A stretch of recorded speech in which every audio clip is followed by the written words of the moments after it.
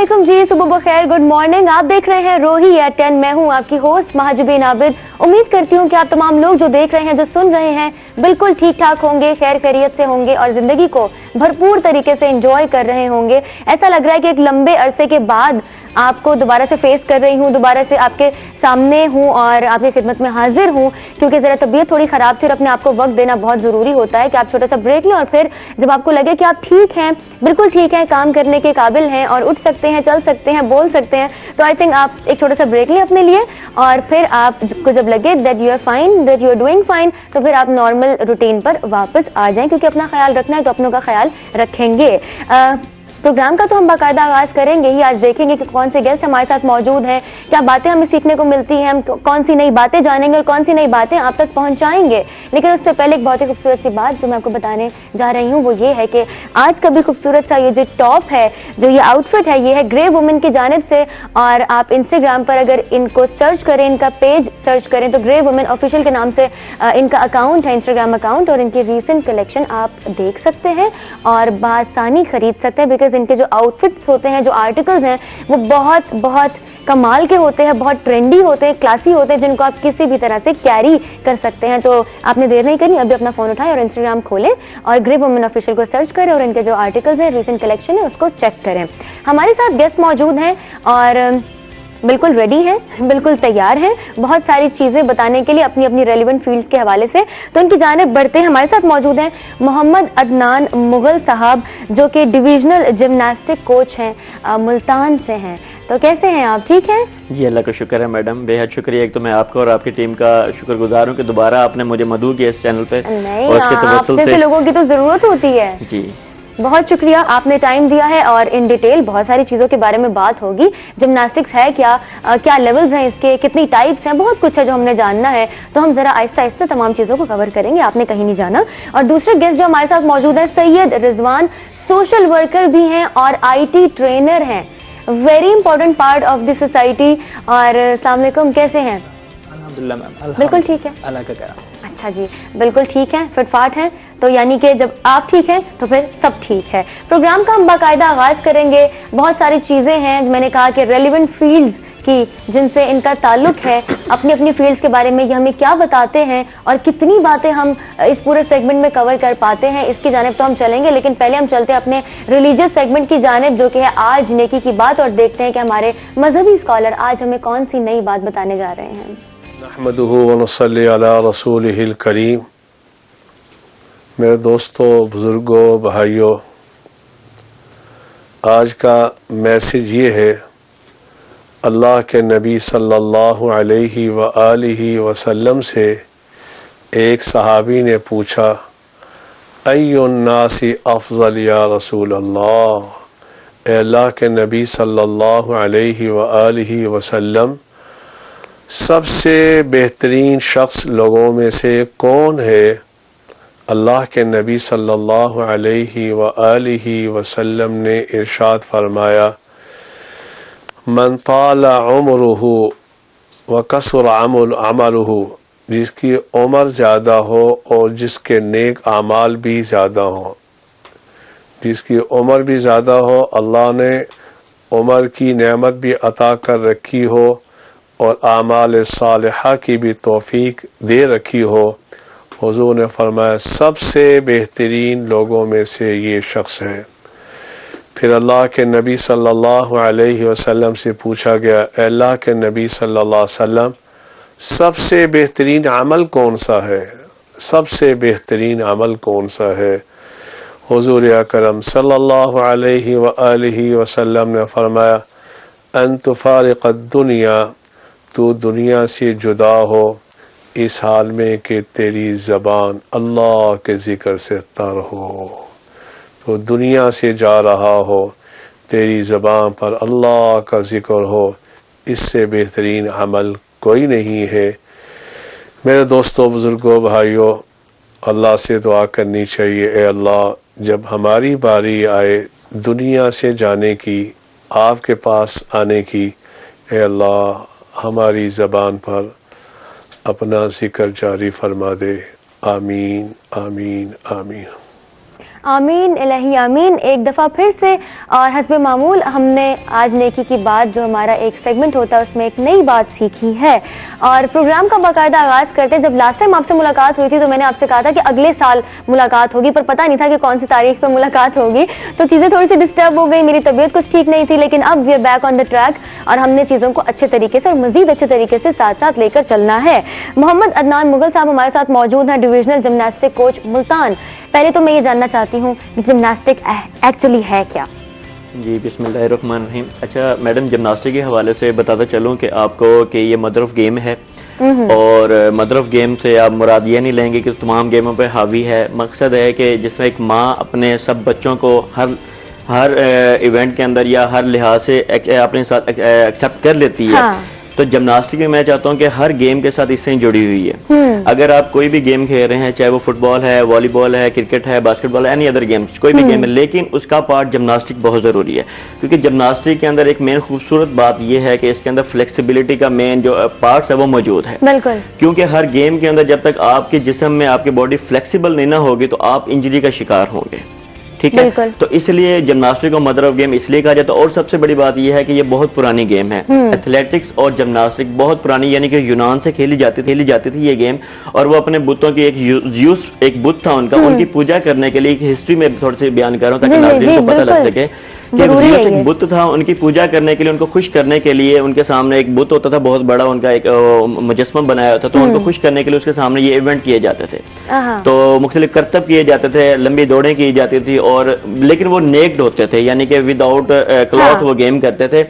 उस दौरान से ये चलती, उस दौर से ये चलती आ रही थी। फिर ऐसा ऐसा इनको उन्होंने कमांड के ऊपर इन्होंने किया कि अपने आर्मी के अंदर इसको अपॉइंट किया, इस गेम को आर्मी के अंदर अपॉइंट किया। आर्मी के अंदर उन्होंने ये कहा कि इस गेम को आर्मी के अंदर बढ़ती करें ताकि उनकी फिटनेस के ऊपर काम किया जा सके।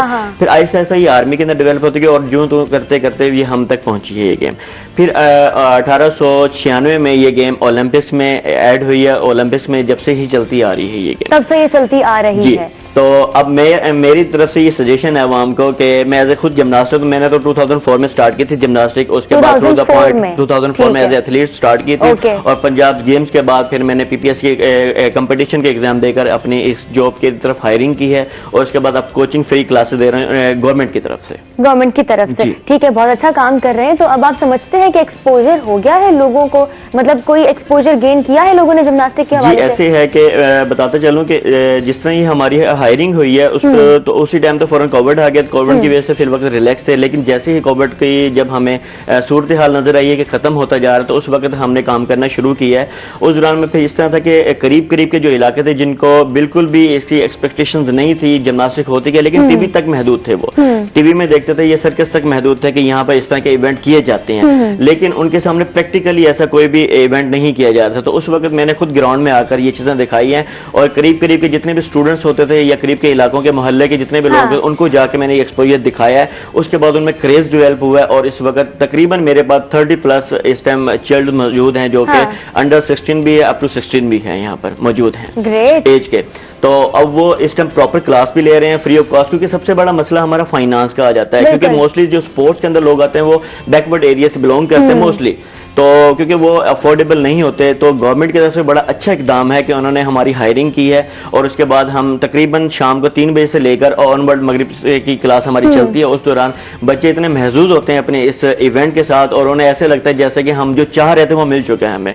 तो 30+ की तादाद सिर्फ 6 माह के अंदर मैंने की और अभी लास्ट टाइम हमारा 25 दिसंबर कायद-ए-आज़म डे के हवाले से प्रोग्राम मुनक्किद हुआ है। उन्हीं बच्चों ने, जो बच्चे कभी गली के किस कोने में बैठ के सिगरेट पी रहे थे, किस गली के कोने में बैठ के पान छाली ये चीज खाते थे और वर्गर लैंग्वेज इस्तेमाल करते थे, इन सबको यहाँ पर वॉश किया गया है और एक प्लेटफॉर्म पे लेके आया गया जहाँ पर इनको जिम्नास्टिक की मुकम्मल टेक्निक बताई जा रही है। बिल्कुल, जब तक प्लेटफॉर्म प्रोवाइड नहीं किया जाएगा, अपॉर्चुनिटी प्रोवाइड नहीं की जाएगी, तो चीजों को तब्दील कैसे किया जाएगा? हम कहते हैं कि अपॉर्चुनिटीज नहीं मिल रही। एक दफा अगर हम घर से बाहर निकल के देखें तो अपॉर्चुनिटीज हैं, इनिशिएटिव लिए जा रहे हैं, प्लेटफॉर्म प्रोवाइड किया जा रहा है। जरूरत सिर्फ इस चीज की है कि हम थोड़े से एक्टिव रहें और एक्टिव शहरी बने, रिस्पॉन्सिबल बने, सोशली रिस्पॉन्सिबल बने, क्योंकि इंडिविजुअल रिस्पॉन्सिबिलिटी बहुत जरूरी होती है।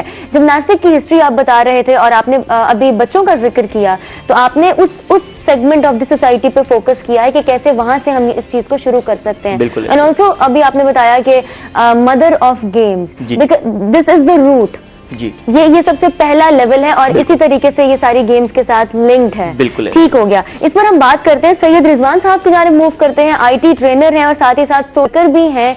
आईटी के वाले से तो it's pretty clear, quite evident कि कितना ज्यादा एक्सपोजर जो है लोग गेन कर चुके हैं इस हवाले से। स्कोप इसका नो डाउट बहुत ज्यादा है। But I would like to ask कि खवातीन की कितनी पार्टिसिपेशन है इसमें? आप देख रहे हैं खवातीन की participation? Exactly the thing is that कि जितनी भी हमारा लाइक अदनान साहब ने जिस तरह बात की कि अपॉर्चुनिटीज की आपने भी जिस तरह बात की, तो opportunities, lots of opportunities in the market, but ये है कि हमने गेन किस तरह करना है, उसको वेल किस तरह करना है।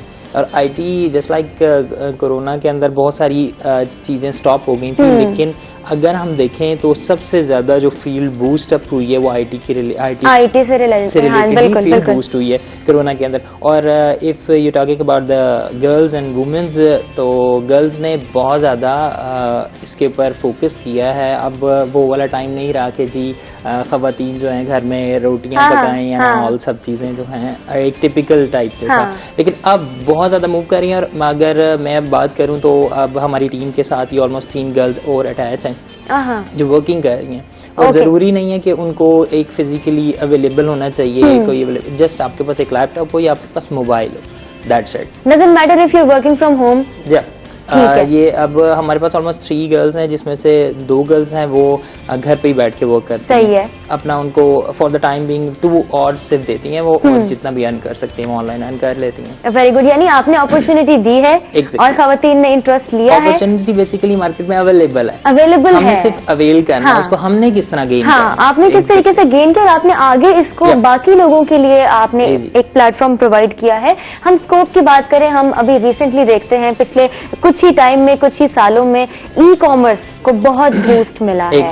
आप इन फ्यूचर कहाँ देख रहे हैं और क्या देख रहे हैं? एग्जैक्टली अगर हम बात करें 2019 के अंदर जो ई कॉमर्स का स्कोप था वो इतना ज्यादा नहीं था ऑलमोस्ट, लेकिन आफ्टर 2009 स्कोप इतना ज्यादा बूस्ट अप किया है कि हम अगर बात करें तो नंबर ऑफ मिनट्स होते हैं कि स्टैटिस्टिक्स अभी मैं पिछले दिनों ही देख रहा था, ऑलमोस्ट 200 मिनट्स लाइक 5 आवर्स हर पर्सन इनडायरेक्टली और डायरेक्टली, देखते हुए ना देखते हुए, वो अपने मोबाइल्स, लैपटॉप, सोशल मीडिया इन सबको दे रहा है स्टैटिस्टिक्स के अकॉर्डिंग। अब 2020 के अंदर ऑलमोस्ट ये फिगर 2014 से अप होकर ऑलमोस्ट 500 मिनट्स तक चला गया है। 500 मिनट्स ऑलमोस्ट 7 to 8 आवर्स। तो और कोरोना के अंदर तो ये कोरोना की वजह से ये फिगर और ज्यादा अप हो गया, और इससे लोगों ने बेनिफिट जो उठाया है, बहुत सारे लोगों ने ऑनलाइन वर्किंग की तरफ मूव ऑन किए गए हैं। अब जस्ट लाइक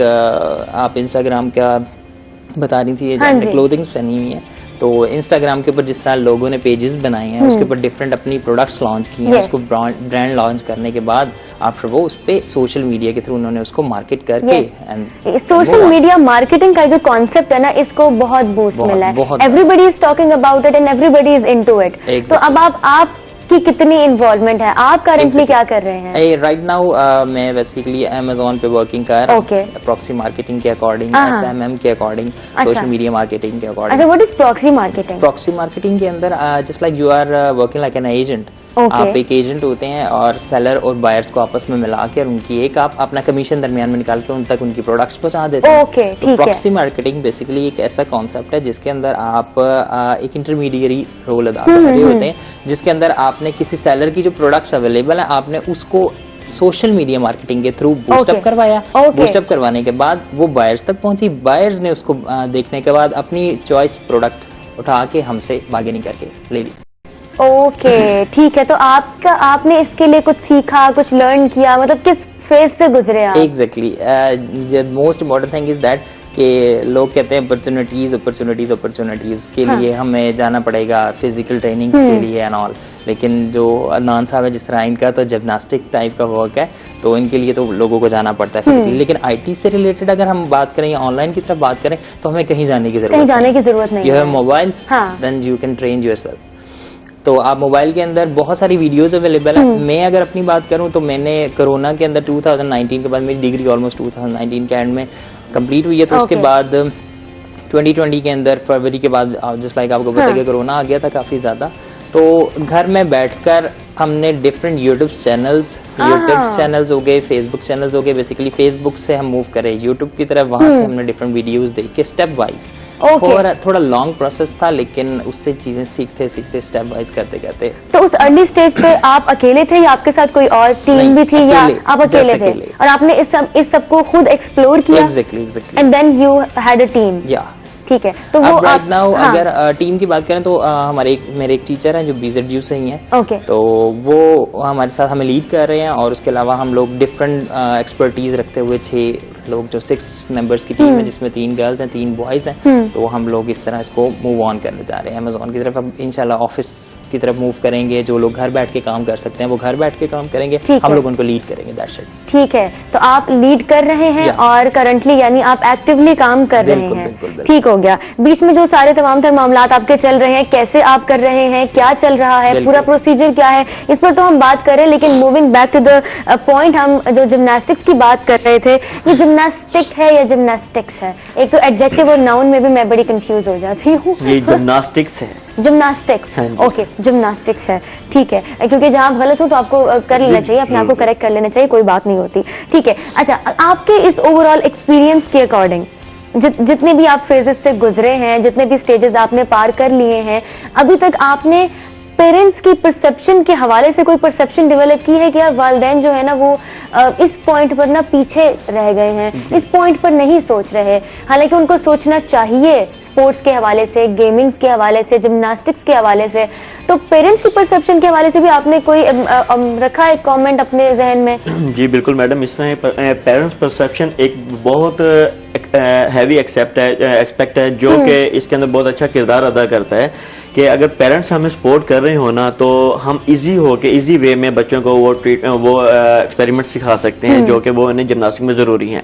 लेकिन पेरेंट्स की जो परसेप्शंस हैं वो इसके अगेंस्ट है बिल्कुल, जो अभी तक मैंने जो ऑब्जर्व की है। अगेंस्ट इस तरह है कि क्योंकि ये बहुत थोड़ी सी रिस्कली गेम तस्वुर की जाती है, लेकिन उसमें सारा कमाल मोस्टली तौर पर मैं ये देखता हूँ कि एक अच्छा कोच अगर आपके पास मौजूद है ना, एक अच्छा कोच आपको उस हाई रिस्क, क्योंकि जब हम ग्राउंड में इंटर होते हैं ना तो 95% रिस्क हमारे सामने मौजूद होता है। अगर एक बच्चे ने राउंड ऑफ की जो एक टर्म है हमारे राउंड ऑफ, और उसके बाद समरसेट जब हवा में जब हम मूव करते हैं बॉडी को, तो ऐसे समझे बच्चे से ज्यादा हम रिस्क ले रहे होते हैं। किसी टाइम पर भी लास्ट टाइम में मेरी थोड़ी सी इंजरी हुई है, वो सिर्फ बच्चे को बचाते बचाते कि वो हवा में जब गया तो उसने पूरा माइंड माउफ हो चुका था उस वक्त, और उसने अपने आप को बिल्कुल ना लूज छोड़ दिया। तो अगर मैं ना पकड़ता उसको, ना सपोर्ट करता, तो डेफिनेटली वो नेक के बल आके गिरता और नेक ब्रेक हो जाता। ओह इंडीड, वेरी सैड। हम इसको कवर करते हैं। बिल्कुल, मैं तो इस पॉइंट को भूल ही गई थी कि कितना रिस्की है, और आप खुद कितने रिस्क से गुजर के आए हैं। तो जो भी आपके एक्सपीरियंसेस है उनको भी जानने की कोशिश करेंगे, उसको भी हम कवर करेंगे। लेकिन अभी हम चलते हैं छोटे से ब्रेक पे, और ब्रेक के बाद वापस आते हैं। जो बातें, बहुत सारी बातें हैं, उनको हम जो है वो करते हैं, और आपने कहीं नहीं जाना, हमारे साथ रहिएगा।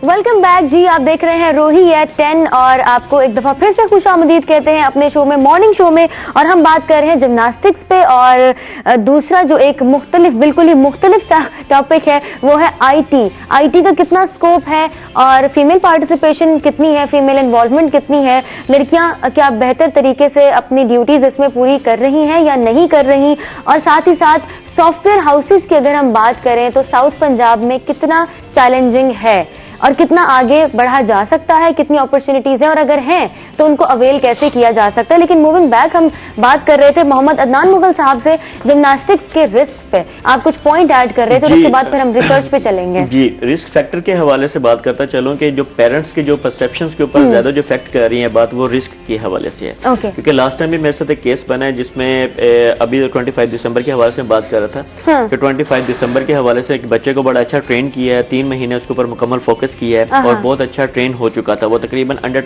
12 था, 12 साल उसकी एज थी। तो इन टाइम पर आके उसके पेरेंट्स ने आके ग्राउंड से उसको लेके चले गए। तो मैं बकायदा, हालांकि बनता तो था, लेकिन मैं उनके पीछे गया, उनको फॉलो किया। फॉलो करने के बाद उनको 3 से 4 मिनट की काउंसलिंग की है, सिर्फ काउंसलिंग करने के बाद उनका माइंड इस तरह वॉश हुआ कि उन्होंने कहा आज के बाद ये प्रॉपर गेम पर आया करेगा। काउंसलिंग में उन्होंने ये कहा था, मैंने उनसे जो बात सामने आई, मैंने उनसे पूछा कि आप क्यों नहीं बच्चों को खेलने देना चाह रहे, तो कहते हैं जी उनकी उम्र नहीं है खेलने की।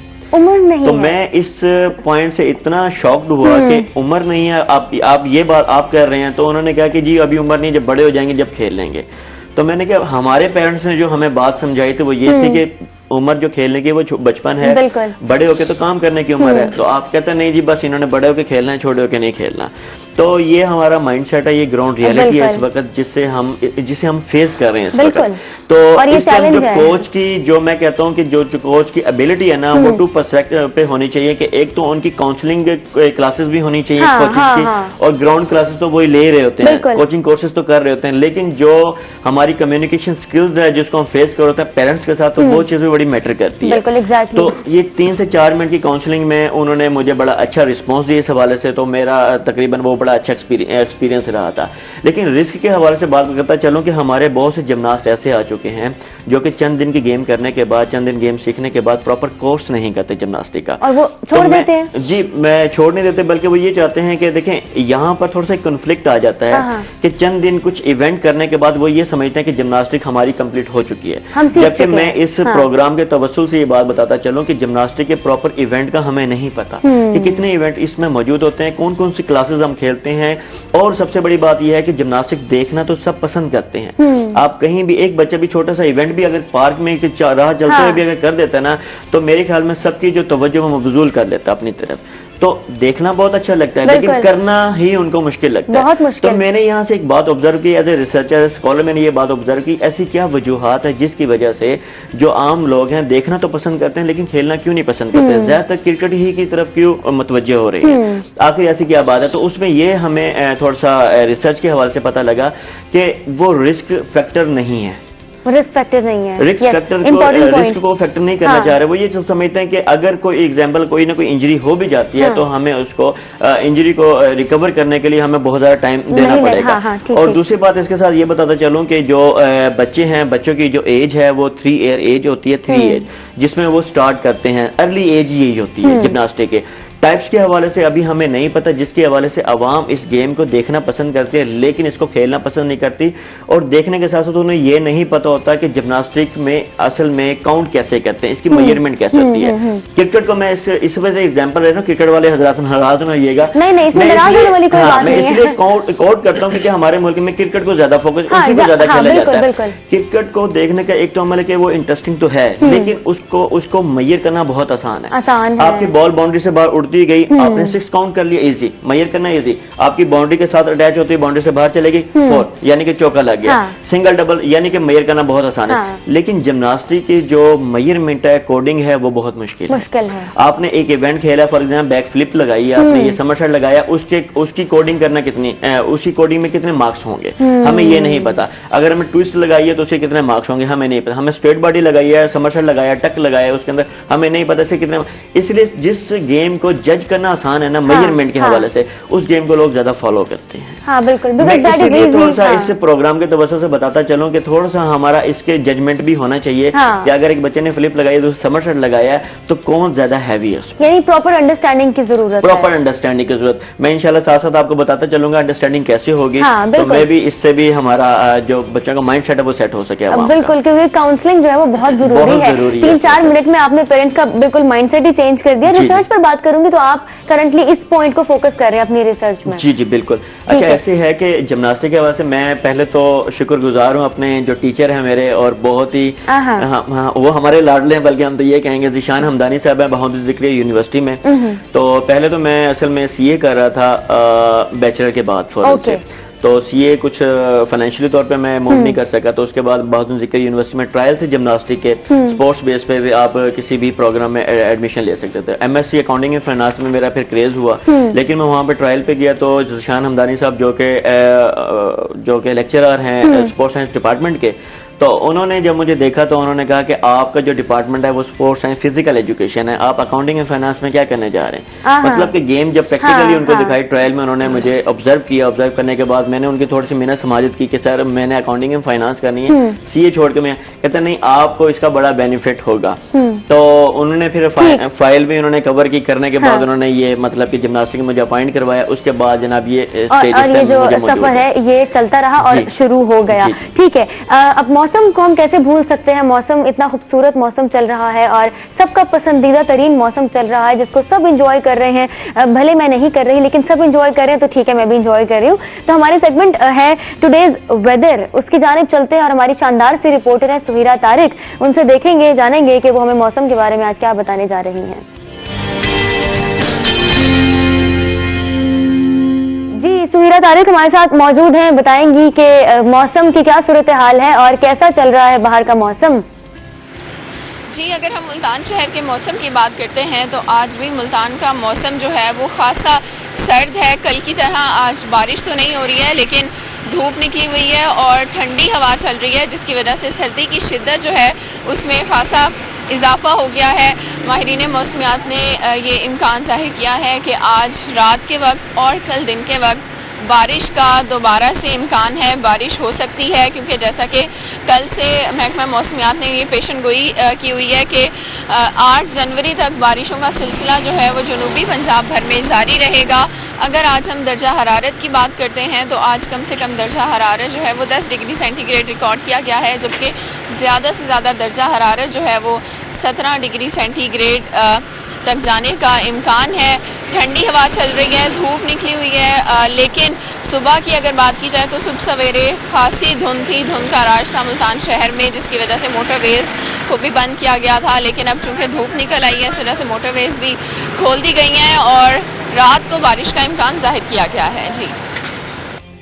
जी बहुत शुक्रिया सुहीरा तारिक। सुहीरा तारिक ने बताया है हमें, हम तक ये पैगाम पहुंचाया कि महकमा मौसमियात के मुताबिक 8 जनवरी तक जनूबी पंजाब में बारिशों का सिलसिला जारी रहेगा, जिसको हम सब लोग एंजॉय करने वाले हैं। तो अपना भी ख्याल रखें और अपना ख्याल रखेंगे तो ही हम अपनों का ख्याल रखेंगे। हमारे साथ मौजूद हैं सैयद रिजवान, IT ट्रेनर और सोशल वर्कर। IT की तो हम बात कर ही रहे हैं और इस हवाले से बात तो जारी रहेगी, लेकिन जरा हम सोशल वर्क की जानिब भी आते हैं। मैं तो इसको सोशल वर्क में भी कंसिडर कर रही हूँ IT को।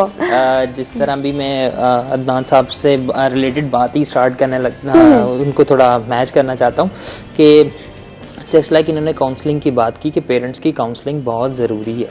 पेरेंट्स के अलावा आजकल तो कोरोना ने भी काफ़ी लोगों को इफेक्ट किया और बहुत सारे लोग जो डिप्रेशन का शिकार हैं उनके लिए काउंसलिंग बहुत ज़रूरी होती है। और ये हमसे बड़े सोशल वर्कर हैं अगर मैं कहना चाहूँ तो, और नो डाउट क्योंकि सोशल वर्कर हर वो वर्कर सोशल वर्कर ये जो इस सोसाइटी के लिए कोई ना कोई किरदार अदा कर रहा है, वो इकोनॉमिकली हो या फिजिकली हो या आप जिस लाइक उनकी हेल्थ के लिए वर्क कर रहे हैं। It's a big hats off to you. तो लेकिन अब जस्ट लाइक सोशल वर्किंग के हवाले से मैं बात करना चाहूँ तो सोशल वर्किंग के अंदर लोगों को बहुत ज़्यादा फाइनेंशियल इश्यूज की वजह से बहुत सारे लोग डिफरेंट रीजंस देते हैं कि जस्ट लाइक अभी एक पेरेंट्स की ये बात कर रहे थे कि एक बच्चे को वो एडजस्ट नहीं कर सके थे, तो हो सकता है कि फाइनेंशियल इशू हो भी सकता है। एग्जैक्टली तो हमारे हर डिपार्टमेंट में लाजमी एक पॉइंट ये होना चाहिए कि जो लोग स्किल्स रखते हैं, जिनके पास कैपेबिलिटीज हैं, एबिलिटीज हैं और उनके पास फाइनेंशियल इश्यूज हैं, तो उनके लिए एक ऐसा डिपार्टमेंट होना चाहिए कि वो उन लोगों को सपोर्ट करके उनकी स्किल्स को बूस्ट अप करे। बिल्कुल, इसकी बहुत जरूरत है। एग्जैक्टली बहुत जरूरत है इस चीज की। और बाकी तो IT एंड ऑल सब चीजें चलती रहती हैं। तो अभी करंटली आप कितना एक्टिवली काम कर रहे हैं और अभी मार्केट में आप क्या देख रहे हैं? मार्केट के अंदर अगर ट्रेंड्स देखे जाएं तो ऑनलाइन ट्रेंड्स इतने ज्यादा अप हो चुके हैं कि मैं एक छोटी सी एक एग्जांपल देता जाऊँ। द इंडिपेंडेंट के नेम से यूके के अंदर एक न्यूज़पेपर था जो लाइक फिजिकली जिस तरह डिस्ट्रीब्यूशन होती थी उसकी, अब वो टोटली ऑनलाइन हो गया है। टोटली ऑनलाइन, लाइक आप अब वो उनकी फिजिकल जो लोग पढ़ते थे वो खत्म हो गए, अब डिजिटल आ गया है वो। तो हम देखें तो बहुत सारी हमारे पास चीजें ऐसी हैं जो मूव कर गई हैं डिजिटल की तरफ, ऑनलाइन की तरफ ही बहुत बड़ा शिफ्ट है। अगर हम देखें ग्राफिकल एनालिसिस करें तो like it's a peak point. अब पीक पॉइंट के ऊपर सारे ऑनलाइन वर्किंग्स हैं और सारी चीजें डिजिटलाइज हो चुकी हैं। और अगर मार्केट की बात करें, मार्केट के अंदर ऑलमोस्ट ज्यादातर लोग जो जॉब्स नहीं भी कर रहे तो वो कर रहे हैं, हमारे पास अपॉर्चुनिटीज काफी हैं, लेकिन बस थोड़ी सी एक जो इशू है या गैप हम मार्केट के अंदर देख सकते हैं, वो यही देख सकते हैं कि जो उनके पास प्रॉपर थोड़ी बहुत स्किल्स होने के बाद वो उस चीज को प्रॉपरली इनहेंस नहीं कर पाते। तो हमारा सिर्फ ये काम है कि किसी की अगर कोई किसी में थोड़ी सी भी स्किल्स है, like he is interested in IT, he is interested in phone, तो आप जज कर लेते हैं कि इसमें पोटेंशियल है। पोटेंशियल अगर उसमें पोटेंशियल है तो हम लोगों का काम है उसको थोड़ा सा ट्रेन करके उस चीज को एक अर्निंग पॉइंट ऑफ व्यू से। अच्छा, आपने ट्रेनिंग की बात की है, तो एक IT प्रोग्राम की ट्रेनिंग जो सारा प्रोसीजर होता है, उसकी सक्सेस को आप कैसे मेजर करते हैं? अब अगर मेजर की बात करें तो उसकी सक्सेस मेजरमेंट वही है कि वो जिस चीज पे फोकस कर रहा है, हाँ, if he has to take outcomes from it, अगर उसने एक अच्छी आउटकम ले ली है उससे, अब आउटकम का आजकल मेन फोकस किस चीज पे है कि जी हमने अर्निंग करनी है, पैसे किस तरह कमाने हैं। आजकल जिससे भी बात करो ना ऑनलाइन अर्निंग, तो लाइक आपने पैसे किस तरह, यार कितने कमा रहे हो तुम, ये तो कैसे कर लेते हो? हमें तो नहीं समझ आता। एग्जैक्टली ऐसा ही है। अब सिर्फ करना क्या है, आप लोगों ने अपना मोबाइल यूज कर रहे हैं, आपने जस्ट उसके अंदर अपनी स्किल्स को इस तरह यूटिलाइज करना है, आपने इस तरह उन प्रोडक्ट्स को उठाना है जो आपको बेनिफिट दे सके। हम यूज तो वैसे भी कर रहे होते हैं, हम लेटे 2-2 घंटे टिकटॉक पे ही गुजार देते हैं, स्क्रोलिंग लगी रहती है हमारी, and we keep enjoying that. तो हम इससे भी फेसबुक, सोशल मीडिया जितने भी एप्लीकेशंस हैं, पिंटरेस्ट हो गया, उसके लिए ट्विटर हो गया, तो उसके अंदर B2B एंड B2C काफी सारी उनके अंदर वर्किंग्स होती हैं। B2B business to business and business to customer. Basically जो फेसबुक एंड इंस्टाग्राम है बिजनेस टू कस्टमर है, डायरेक्ट जो बिजनेस मैन हैं या जिनके अपने स्टोर्स अवेलेबल हैं या ऑनलाइन उनकी प्रोडक्ट्स अवेलेबल हैं, तो वो डायरेक्ट कस्टमर तक पहुंचाते हैं, डायरेक्टली पहुंच रहा है। एग्जैक्टली, अब कस्टमर तक पहुंचता है तो ये हो गया B2C। अब और बेसिकली अगर ट्विटर की बात करें या हम पिंटरेस्ट की बात करें तो ये B2B है, बिजनेस टू बिजनेस। ठीक है, बिजनेस टू बिजनेस के बारे में हम बात करेंगे, लेकिन ट्विटर पर बिजनेस टू बिजनेस क्यों है और कैसे है, इस पॉइंट पर मैं आना चाहूंगी, लेकिन एक छोटे से ब्रेक के बाद आपने कहीं नहीं जाना, हमारे साथ रहिएगा।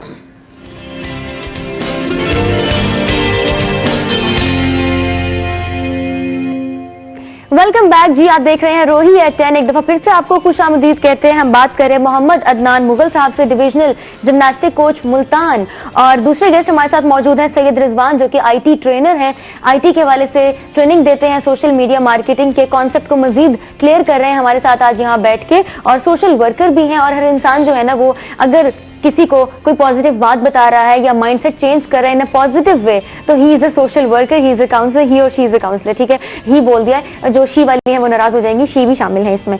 ठीक है, हम बात करते हैं अब मोहम्मद अदनान मुगल साहब से कि स्पोर्ट्स की बाउंड्री में रहते हुए क्रोनोलॉजिकल एज और बायोलॉजिकल एज का क्या कॉन्सेप्ट है? अच्छा, यहाँ पर मैं बात करता चलूँ स्पोर्ट्स की इंपॉर्टेंस के ऊपर, बड़ी शॉर्ट बात करूंगा ताकि नाज़रीन को बात जल्दी समझ आ जाए।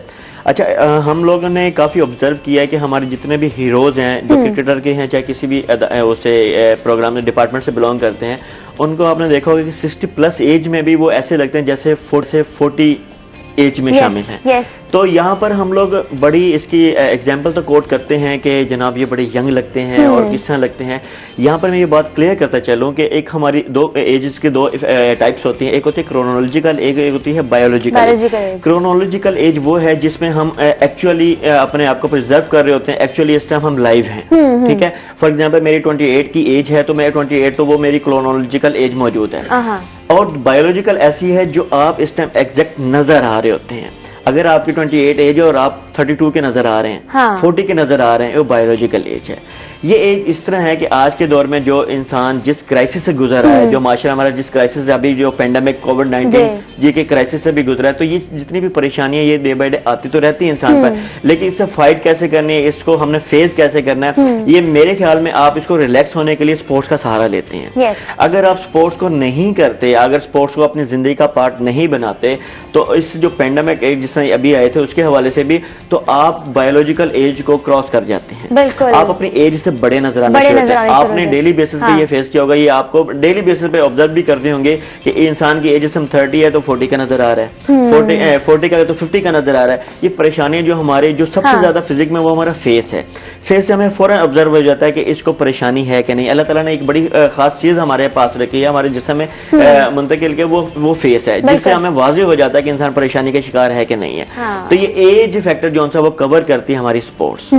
अगर आप स्पोर्ट्स को अपने बेशक हाफ एन आवर के लिए भी अपने डेली लाइफ का हिस्सा बना लें तो आप अपनी एज के मुताबिक नजर आएंगे, ज्यादा नहीं नजर आएंगे। तो मैं ये चाहता हूँ कि स्पोर्ट्स के तवज्जुह से जो सा वो आप एज को भी अपनी रिकवर कर सकते हैं, मेंटेन कर सकते हैं, डेली डाइट प्लान अपना डाइट प्लान सेट कर सकते हैं। यानी जो एजिंग का प्रॉपर एक पूरा फिनोमेना है, एक पूरा प्रोसीजर है, उसका स्लो डाउन कर सकते हैं। बिल्कुल स्लो डाउन कर सकते हैं, ठीक हो गया। देखा, मैं आपके रनिंग कर रहे पॉइंट पे हैं। पहुंच गई हूँ। अब जो है ना स्पोर्ट्स को शामिल करना पड़ेगा, मैं जल्दी बूढ़ी नहीं होना चाहती, तो सीधी बात है। ठीक हो गया। सैयद रिजवान साहब हमारे साथ मौजूद, IT ट्रेनर, सोशल वर्कर, और अब हम बात कर रहे थे B2B की। कॉन्सेप्ट जरा मुझे क्लियर कर दें, ट्विटर पे बिजनेस टू बिजनेस कैसे है? एग्जैक्टली। अब B2B फर्स्ट ऑफ ऑल के इसमें डायरेक्ट जो कंपनीज हैं वो इन्वॉल्व होती हैं। लाइक आपके पास अगर कोई ब्रांड है, आप किसी चीज पे वर्क कर रहे हैं, हाँ। तो आप किसी और कंपनी से किस तरह लिंक कर सकते हैं। Okay. जस्ट लाइक हम बात करते हैं कोई भी अलीबाबा हो गया और अमेजोन हो गया। अब हम लोग ये स्टार्ट कर रहे हैं वर्किंग अपने जो ऑफिस के अंदर, यही वर्किंग स्टार्ट कर रहे हैं कि अलीबाबा से हमने जस्ट प्रोडक्ट उठाई, प्रोडक्ट जो उनके पास अवेलेबल है, उनके पास अवेलेबल होती है बल्क में, ठीक है, wholesale type, 500 pieces, 100 pieces, 50 pieces. अब वो हमने उठा के जस्ट हमने अमेजोन के वेयर हाउस में पहुंचा दी। अमेजोन के वेयर हाउस में पहुंचा दी। अब उससे ये होता है कि उधर जो हमारा कस्टमर अवेलेबल है, अब वो कस्टमर किधर अवेलेबल हो सकता है, वो ट्विटर पे भी अवेलेबल हो सकता है, इंस्टाग्राम पे भी अवेलेबल हो सकता है, फेसबुक पे भी अवेलेबल हो सकता है, पिंटरेस्ट पे भी अवेलेबल हो सकता है। आजकल तो social media just like apps हर कोई यूज कर रहा है, हर किसी के 100 अकाउंट्स बने हैं। तो उससे अब हमारी जैसी ही प्रोडक्ट उनके सामने जाएगी, तो हमने फर्स्ट ऑफ ऑल पहला टारगेट किया B2B, बिजनेस टू बिजनेस। हमने डायरेक्ट उठा के दूसरे बिजनेस के अंदर अपनी प्रोडक्ट्स पहुंचा दी। कस्टमर जैसे इसको अप्रोच करेगा, अप्रोच करने के बाद वो उसको बाय करता है, तो हम लोगों के उसके हिसाब से अर्निंग्स और कमीशन स्टार्ट हो जाते हैं। अब जो मैंने क्या किया, लाइक बिजनेस टू बिजनेस हो गया, एक वेयर हाउस से उठा के दूसरे वेयर हाउस में पहुंचा दिया। अब कस्टमर से जो कांटेक्ट होगा उसको प्रॉक्सी मार्केटिंग कहते हैं। अब जो प्रॉक्सी मार्केटिंग है वो हम लोग कर रहे हैं। प्रॉक्सी मार्केटिंग हम इंटरमीडिएरी का रोल अदा कर रहे हैं। लोगों के पास टाइम नहीं है, स्पेशली फॉरेनर्स के पास टाइम नहीं होता। अब टाइम ना होने की वजह से वो कहते हैं जैसे हमें एक छोटी सी प्रोडक्ट जो हमें चाहिए वो आप डायरेक्ट हम तक पहुंचा दें, हमें सर्च ना करना पड़े, तो वो हमने डायरेक्ट प्रोडक्ट का कोड दे के उनसे कमीशन। तो चीजें तो आसान हो गई हैं, चीजें तो बहुत आसान हो गई हैं। सोशल मीडिया ने तो बहुत ज्यादा आसान कर दिया, ऑनलाइन ने बहुत ज्यादा आसान कर दिया चीजों को। ठीक है, तो अभी करंटली आप में क्या चल रहा है? अभी एक्टिव हैं आप? एक्टिव या हम लोगों ने भी इधर ऑफिस बनाया निस्तर चौक पर। यहीं पर bazaar.com के नेम से अवेलेबल है ऑफिस भी। तो उधर हमने डिफरेंट टीम्स बैठाई हुई हैं, उनके पास लैपटॉप्स हैं, उनके पास अगर जो आ सकते हैं फिजिकली अपेयर हो सकते हैं वो आ सकते हैं, अदरवाइज कुछ गर्ल्स हैं जो वहाँ पे ऑफिस में नहीं आ सकते, तो उनके पास लैपटॉप्स या मोबाइल्स अवेलेबल हैं, वो वहीं पर ही बैठकर चीज़ों को बूस्टअप करती रहती हैं। बूस्टअप करने के साथ साथ क्लाइंट से डीलिंग करती रहती है और देन वही वाला नहीं चाह। ठीक है, तो अभी साउथ पंजाब में आप क्या देख रहे हैं? कोई चैलेंजिंग सिचुएशन आप फेस कर रहे हैं? साउथ पंजाब हमारा काफी चीजों में थोड़ा पीछे, जस्ट लाइक हमदान साहब की बात करें कि लोगों को अवेयरनेस नहीं है, अवेयरनेस नहीं है, बाकी सब कुछ अवेलेबल है, अवेयरनेस दी जा सकती है, अवेयरनेस दी जा सकती है। अवेयरनेस वही तो हमारा सोशल वर्क है कि हम चीजों को अवेयर कर रहे हैं, लोगों तक पहुंचा रहे हैं।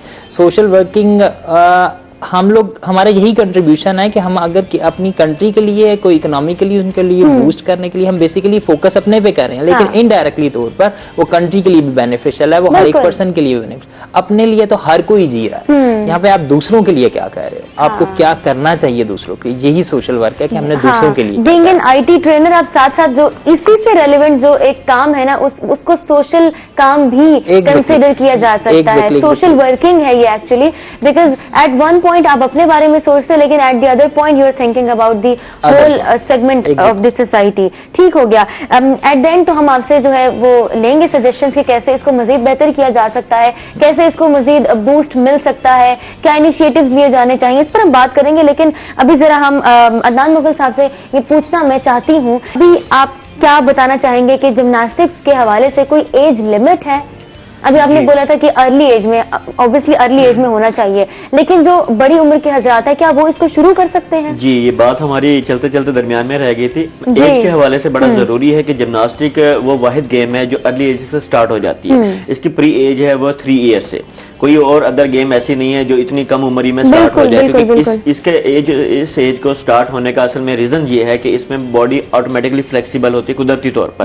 जो हमारी बोन्स होती हैं, वो क्लेविकल जो बोन्स होती हैं वो बहुत सॉफ्ट होती हैं, उसको मोल्ड कर सकते हैं हम, इजीली मोड कर सकते हैं। तो इजीली वो 3 ईयर से स्टार्ट कर सकता है, लेकिन इसकी एंडिंग एज है वो भी बहुत कम है, यानी कि 25 के बाद आप बहुत कम खेल सकते हो जिम्नास्टिक को, लेकिन उससे पहले आप जितना अपने पीक लेवल एलीट एथलीट बन सकते हो, अंडर 19, अंडर 16, अंडर 23 खेल सकते हो इजीली। यानी 25 के बाद you can not initiate this. लेकिन आप बहुत ज्यादा रिस्क नहीं ले सकते, इसमें रिस्क फैक्टर बहुत ज्यादा आ जाता है, क्योंकि हम एज ए कोच के हवाले से मैं बात चलूं कि हमें जो मोड करने की सलाहियत है वो कम रह जाती है, उसमें एनर्जी पावर, कोऑर्डिनेशन, एजिलिटी और स्पीड पावर तो बहुत ज्यादा आ जाती है, लेकिन फ्लेक्सिबिलिटी का जो फैक्टर है वो रह जाता है तो इसी वजह से मैं ज्यादा जो सजेस्ट करना चाहूंगा वो यही है कि अपने बच्चों को किसी और गेम में इंटर करवाएं ना करें, लेकिन जिम्नास्टिक की क्लासेस लाजमी अवेल करवाएं उनको। तो आप क्या समझते हैं कि इसकी क्लासेस जो है वो मजीद बढ़नी चाहिए, अभी कितनी है और उन पर कितना काम हो सकता है? डिवीजनल स्पोर्ट्स ऑफिस का जो मेन जो विजन है और पंजाब स्पोर्ट्स बोर्ड का जो मेन विजन है वो यही है कि जितने हो सके, क्योंकि अभी हमने 4 कोचेस हायर किए हैं डिवीजनल स्पोर्ट्स ऑफिस मुल्तान में, वो कोचेस का मेन मकसद ये है कि फ्री ऑफ कॉस्ट जो उनसे बच्चों के फाइनेंशियल इश्यूज हैं, जो पेरेंट्स के जो मेन फैक्टर आता था कि हाँ फाइनेंस का इशू हम किस तरह इन्वॉल्व करवाएं, तो अब वो फ्री ऑफ क्लासेस ले सकते हैं, फ्री ऑफ कॉस्ट क्लासेस ले सकते हैं। तो यहाँ पर हमारे 4 कोचेस हायर किए गए हैं डिवीजनल स्पोर्ट्स ऑफिस मुल्तान के अंदर। एक क्रिकेट के कोच हैं नासिर साहब हैं हमारे, और फुटबॉल के कोच हैं हमारे जुनेद साहब हैं, कबड्डी के कोच हमारे यहाँ पर आ चुके हैं, बड़े जबरदस्त कोच हैं हमारे शाहिद साहब हैं, और एक कोच जिम्नास्टिक का मोहम्मद अदनान। तो हम चाहते हैं कि हमारे जो divisional sports office Rana Nadeem Anjum साहब है, उनका जो विजन है वो यही है कि आप शाम के time free of cost layer जो टाइम है आपके पास, चाहे वो बिजनेस से फ्री होके आते हैं, चाहे स्कूल से फ्री होके आते हैं, चाहे मदरसा से फ्री होके आते हैं, तो आप कम से कम हाफ एन आवर तो हमें देना, क्योंकि मेन आपका जो फैक्टर था वो तो हमने रिजॉल्व कर दिया है। आपको एरिया चाहिए था, आपको एक अच्छा कोच चाहिए था, आपको एक अच्छा प्लेटफॉर्म चाहिए था, आपको वेल एस्टेब्लिश कोच चाहिए था जो कि आपको हर बाउंड्री को कवर कर सके। तो इस टाइम हम तो यहाँ पर मौजूद है, लेकिन अब हमें आपके वो जरिए नजर है कि आप लोग कब आते हैं हमारे पास सीखने के लिए। ठीक है, ये चीज भी बहुत इंपॉर्टेंट है। और साथ ही साथ मैं ये भी पूछना चाह रही हूँ आपसे कि आपने इस पूरे अपने एक्सपीरियंस में, इस पूरे फेज में, पूरी जर्नी में कौन सी इंजरीज फेस की हैं आपने, और कॉमन इंजरीज कौन सी हैं? जिम्नास्टिक के हवाले से मैं बताता चलूं, कॉमन इंजरीज हमारी एक तो बैकबोन के जिसमें हम वर्टिकल कॉलम होता है हमारा बैकबोन में, वर्टिकल कॉलम की इंजरी इसलिए कि हमारी जो डाइट है ना वो बिल्कुल सॉफ्ट हो चुकी है, जिसको हम कहते हैं आम रूटीन में हम खाद खा रहे हैं, उसके अंदर उसमें फिर डाइट में ये है कि बच्चे बर वक्त तौर पर अपनी डाइट नहीं ले रहे होते, दूध को बर वक्त नहीं ले रहे होते, जो मेन चीजें हैं आप फल फ्रूट तो साइड पर रख दें, आप रोटी भी टाइम पर खा लें और अपना दूध भी टाइम पर पी लें। हम इस वक्त तो मैं यही सजेस्ट कर रहा हूँ, मतलब डाइट प्लान सेट करना पड़ेगा। डाइट प्लान तो हमें सेट करना पड़ेगा, लेकिन उससे पहले कॉन्शियस भी जरूरी है। कॉन्शियस नहीं होते हम, डे बाय डे बताते तो रहे लेकिन वो चीज पे कॉन्शियस नहीं रहते, इम्प्लीमेंटेशन नहीं है, वो यही वजूहत है। क्योंकि पेरेंट्स बैठ के बात तो कर रहे होते हैं, हम ये करेंगे, ये करना चाहिए, ये करना चाहिए, लेकिन करेंगे कब ये नहीं पता। जज्बाती प्रोग्राम होते हैं, लेकिन वो ऐसा ऐसा जिस तरह गेम में इंक्रीज होती जाती है गेम के हवाले से, तो ऑटोमेटिकली वो इसकी तरफ डाउनफॉल आना शुरू हो जाता है। लेकिन मैं इंशाल्लाह कोशिश करता हूँ ऐसा ऐसा इस तरह भी, क्योंकि कुछ सेमिनार्स भी हमने मुनक्किद किए हैं, क्योंकि इस टाइम एज ए स्कॉलर भी और डिविजनल कोच भी मैं दोनों साइड से इसको कवर करना चाहूंगा कि सेमिनार्स भी हम मुनक्किद करवा रहे हैं डे बाय डे, कि आए और हमारे यहाँ जो डिविजनल स्पोर्ट्स ऑफिस और डिस्ट्रिक्ट स्पोर्ट्स ऑफिस के अंदर हमारा एक ई लाइब्रेरी जो प्रोग्राम है, ई लाइब्रेरी के हवाले से वहां पर हमारा एक डिपार्टमेंट मौजूद है, जहां पर आप सेमिनार हफ्ते में एक दफा भी सेमिनार ऑर्गेनाइज करवाते हैं बच्चों को, स्कूलों से बल्कि कॉलेज से भी बच्चों को यहाँ पर लेके आते हैं। तकरीबन 28-25 प्लस की स्ट्रेंथ वहां पर मौजूद है, आ सकते हैं। तो इस हवाले से भी हम कुछ सेगमेंट तैयार कर रहे हैं कि सेमिनार ऑर्गेनाइज करें, बच्चों के रिहेबिलिटेशन के हवाले से भी बताएं, साइकोलॉजिकल तरीके से भी बताएं, उनको फिजिकल तरीके से भी उनको गाइड करें। ठीक है, मोहम्मद अदनान मुगल साहब हमारे साथ मौजूद थे, और सैयद रिजवान साहब IT ट्रेनर और सोशल वर्कर, और मोहम्मद अदनान मुगल साहब डिविजनल जिम्नास्टिक कोच मुल्ताना। दोनों का बहुत बहुत शुक्रिया, आपने टाइम दिया, और बहुत सारी मेन जो चीजें थी ना मेजर, वो तो हमने कवर कर लिया अल्हम्दुलिल्लाह। बाकी जो चीजें वो हम फॉर द नेक्स्ट टाइम रख लेते हैं, और मजीद और कुछ हमें सीखने को मिल जाएगा, तब आपसे पूछेंगे कि जर्नी कहाँ तक पहुंच गई है। होप सो कि तब तक मैं भी कुछ सीख लूँ, कुछ कर लूँ इंशाल्लाह। तो आपका बहुत शुक्रिया, हैव अ नाइस डे। और हम चलते हैं अपने अगले सेगमेंट की जानिब, उससे पहले लेते हैं छोटा सा ब्रेक। आपने कहीं नहीं जाना, हमारे साथ रहिएगा।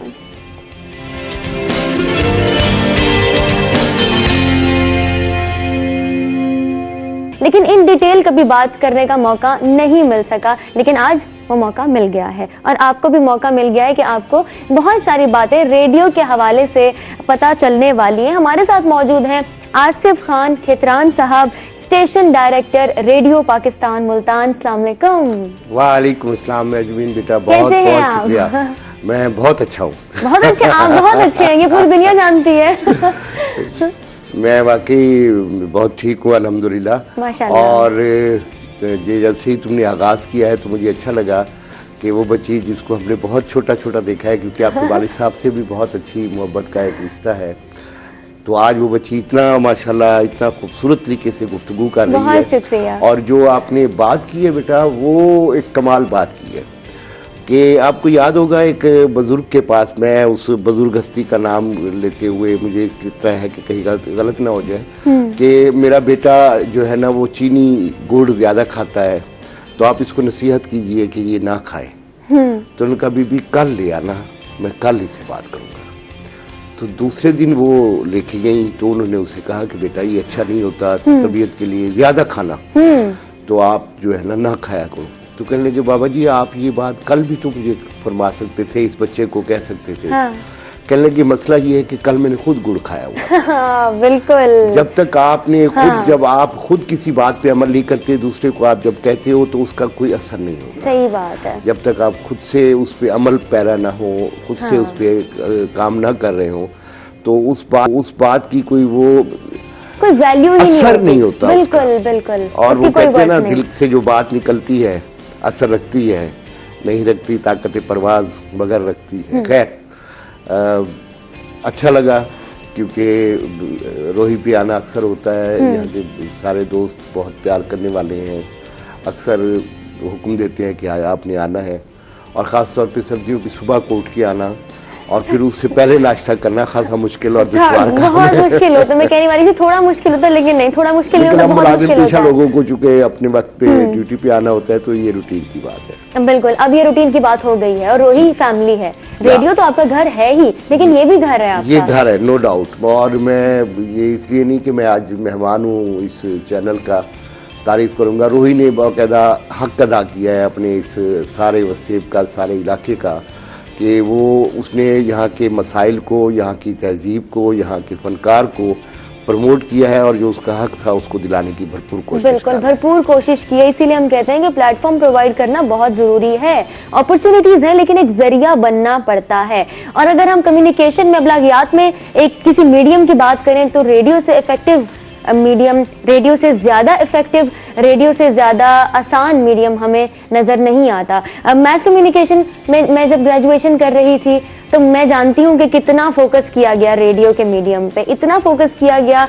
हमारे सर शहजाद साहब ने, डॉक्टर शहजाद अली ने इतना एम्फोसिस एक मीडियम पे, मैं सोचती थी कि क्यों, लेकिन जब फील्ड में एंटर हुए तो अब अंदाजा होता है कि उन्होंने ये कोशिश क्यों की और बड़ी अर्ली स्टेज पे उन्होंने बच्चों को इस तरफ जो है वो कन्वर्ट किया। That was very good, very good. अच्छा, आपके जो मास कम्युनिकेशन के बच्चे हैं जो पढ़ रहे हैं इस वक्त, वो रेडियो पाकिस्तान आते हैं इंटर्नशिप के लिए। इंटर्नशिप के लिए, लेकिन जी। हमने पिछले दिनों बाकायदा एक MOU बिल्कुल। आपकी जो सिल्वर जुबली थी उसके फौरन हाँ बाद। जी। तो मैं आपको अर्ज करूँ, अभी हम ताज़ा तरीन बात कर लेते हैं। ये जो पिछले 2-3 दिन से स्पेल आया हुआ है बारिशों का, हाँ जी। उसमें आप भी देख रहे हैं कि हमारे खास तौर पे जो शुमाली इलाका जाते हैं, जो बलूचिस्तान इवन देख लीजिए, तुर्बत गवादर की जो सैलाबी सूरत हाल इस वक्त हुई है, वहाँ कोई कैफियत और नहीं है, आपके पास मीडिया और कोई भी नहीं पहुंच सकता आपको इंफॉर्मेशन देने के लिए, आपको रिस्क्यू करने के लिए, आपको किसी भी तरह से कोई इमदाद देने के लिए। वाहिद एक मीडियम है छोटा सा आपके पास सेट, जिसमें 2 सेल डलते हैं और वो 24 घंटे आपके पास है। आपका दोस्त आपके साथ होता है। आपके साथ होता है। बिल्कुल। इस पर हम बात करेंगे, रेडियो की इंपॉर्टेंस के हवाले से बात करेंगे और क्यों रेडियो के इस मीडियम को इतना इग्नोर किया गया है और इग्नोर किया जा रहा है, और यंगस्टर्स का अब वापस रेडियो की जानिब वापस आना और उस पर फोकस करना, उसकी इंपॉर्टेंस को समझना, कब शुरू हुआ, कैसे शुरू हुआ, रेडियो पाकिस्तान मुल्तान का उसमें कितना किरदार है, इस पर हम बात करेंगे। लेकिन एक छोटे से ब्रेक के बाद कहीं मत जाइएगा, हमारे साथ रहिएगा।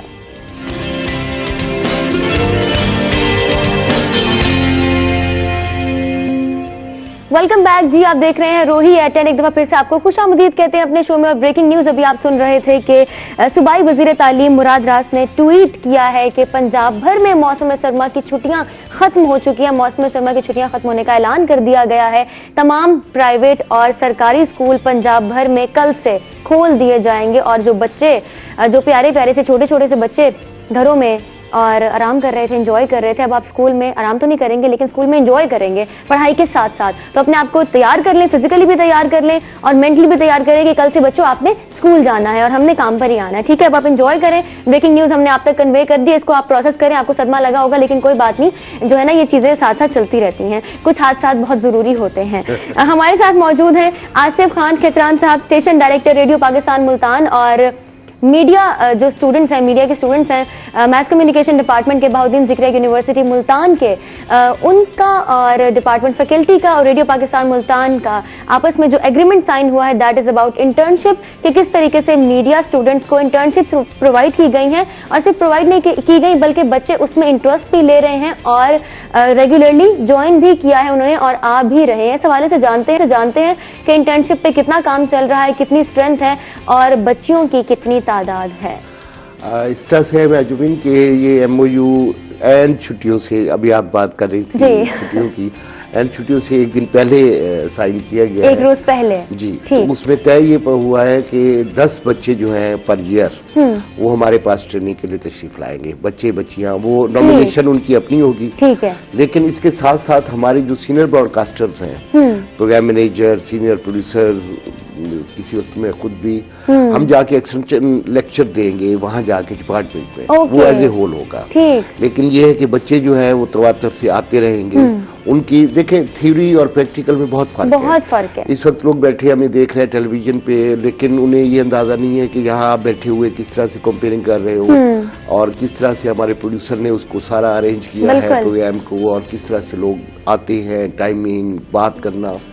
तो वो जो प्रैक्टिकली आपने जाके इंटर्नशिप के लिए सीखना है उसमें, और जो आपने किताब में पढ़ा है या आपको लेक्चर में दिया गया है, उसमें बहुत ज्यादा फर्क होता है। बिल्कुल टोटली डिफरेंट होता है। तो जब तक आप ट्रेनिंग बाकायदा नहीं करेंगे ऑन द स्पॉट, उस वक्त तक आप उस काम में, उस अपनी इल्म में इजाफा नहीं कर पाएंगे जो कि आपके लिए जरूरी है। तो ये जो इंटर्नशिप्स हैं ये किस सेमेस्टर के स्टूडेंट्स के लिए हैं? ये उन्होंने मेरे ख्याल में किया है 5वें सेमेस्टर के बाद। 5वें सेमेस्टर के बाद जो बच्चे थोड़ा सा अपना प्रैक्टिकल थ्योरी सीख चुके हैं, उसके बाद वैसे तो मास कम्युनिकेशन का अपना चैनल भी है और एफएम चैनल भी है और अब वेब चैनल का भी आगाज कर दिया गया है बहाउद्दीन ज़िक्रिया यूनिवर्सिटी ने। लेकिन साथ साथ ये है कि वो प्रैक्टिकली वो जो इदारे काम कर रहे हैं लाइक रेडियो पाकिस्तान, वहां जाके भी वो सीखें कि हाँ वहाँ, क्योंकि आप मास कम्युनिकेशन की खुद स्टूडेंट हैं, आपको पता है कि हमारे एक नहीं बहुत सारे शो भी हैं, खासतौर पे प्रोग्रामिंग और न्यूज ये बिल्कुल अलग-अलग है। उनका सारा सिलसिला ही, आप कुछ अर्सा न्यूज करते रहे हो, आप प्रोग्राम साइड पे आ गए हो, तो प्रोग्राम की अपनी डेफिनेशन है, अपनी जरूरियात है, न्यूज की अपनी जरूरियात है, उसको किस तरह से लेके आना है। तो इंशाल्लाह कोशिश होगी कि बच्चे जो हमारे पास हैं कुछ सीख के जाएं। तो खवातीन कितनी हैं, बच्चियां कितनी? मैंने अर्ज किया ना कि अभी तक नॉमिनेशन में, अब कल से यूनिवर्सिटी खुलेगी, तो ये हमने जस्ट चूंकि छुट्टियों से जस्ट एक दिन पहले साइन किया था, और वो इसलिए किया था कि वो आगे छुट्टियां होने वाली हैं, छुट्टियों के फौरन बाद इसको बाकायदा से शुरू किया जाए। तो अब हम शुरू करने जा रहे हैं। ठीक है, अभी शुरू होने जा रहा है। ठीक है, एक रोज पहले, छुट्टियों से एक रोज पहले ये एग्रीमेंट साइन हुआ है और अब ये इंटर्नशिप का जो पूरा प्रोसीजर है ये शुरू होने जा रहा है for media students of math communication department Bahauddin Zakaria university Multan. तो अब आप क्या एक्सपेक्ट कर रहे हैं बच्चों से? आप गए, ऑब्वियसली आपने डिलीवर किया होगा कुछ ना कुछ। मुझे खुशी है, मैं बड़ा मुतमईन हूँ अपनी नौजवान नस्ल से कि उनमें सीख है, उनमें एक जुस्तजू है। जैसे पहले होते थे कि हाँ जी बस ठीक है, और कुछ एक होता था कि जी बस हमें बहुत कुछ आता है। ये अच्छी बात है। हमारा आज का जो नौजवान है या हमारा जो आज का बच्चा है उसको बहुत सारी सहूलतें मैसर है हमारी निस्बत। हमारे यहाँ तो सबसे बड़ी अयाशी जो होती थी वो हम फोटोस्टेट करवा लेते थे अपने नोट्स, तो यही सबसे ज्यादा।